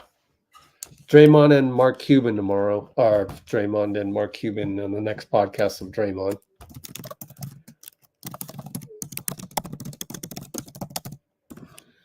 What else? All right, Dina gone. All right, cool. So not a whole lot of comments to get to. I think that's pretty much it, unless there's any other topics you want to cover. But other than that, it's 7:36. Still got a good chunk of the day left here, which is great.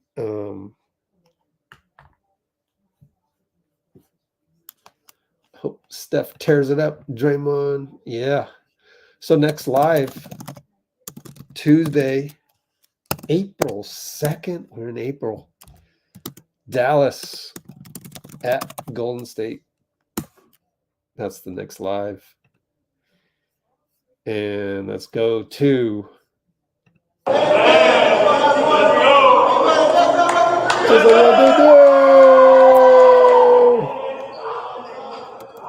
just a 1, 2, 3. Brate. And let's end the poll. The poll is officially, here's the poll, guys. It's officially in the comments. By a landslide, Draymond wins, and Looney got no, BP3 got no votes. Oh, that sucks. Here, let me copy this, put it in the notes, and then I'm going to copy those notes over to the comments right away. So we'll see you guys. 48 hours. Take care, everybody. Bye-bye. Good to have you.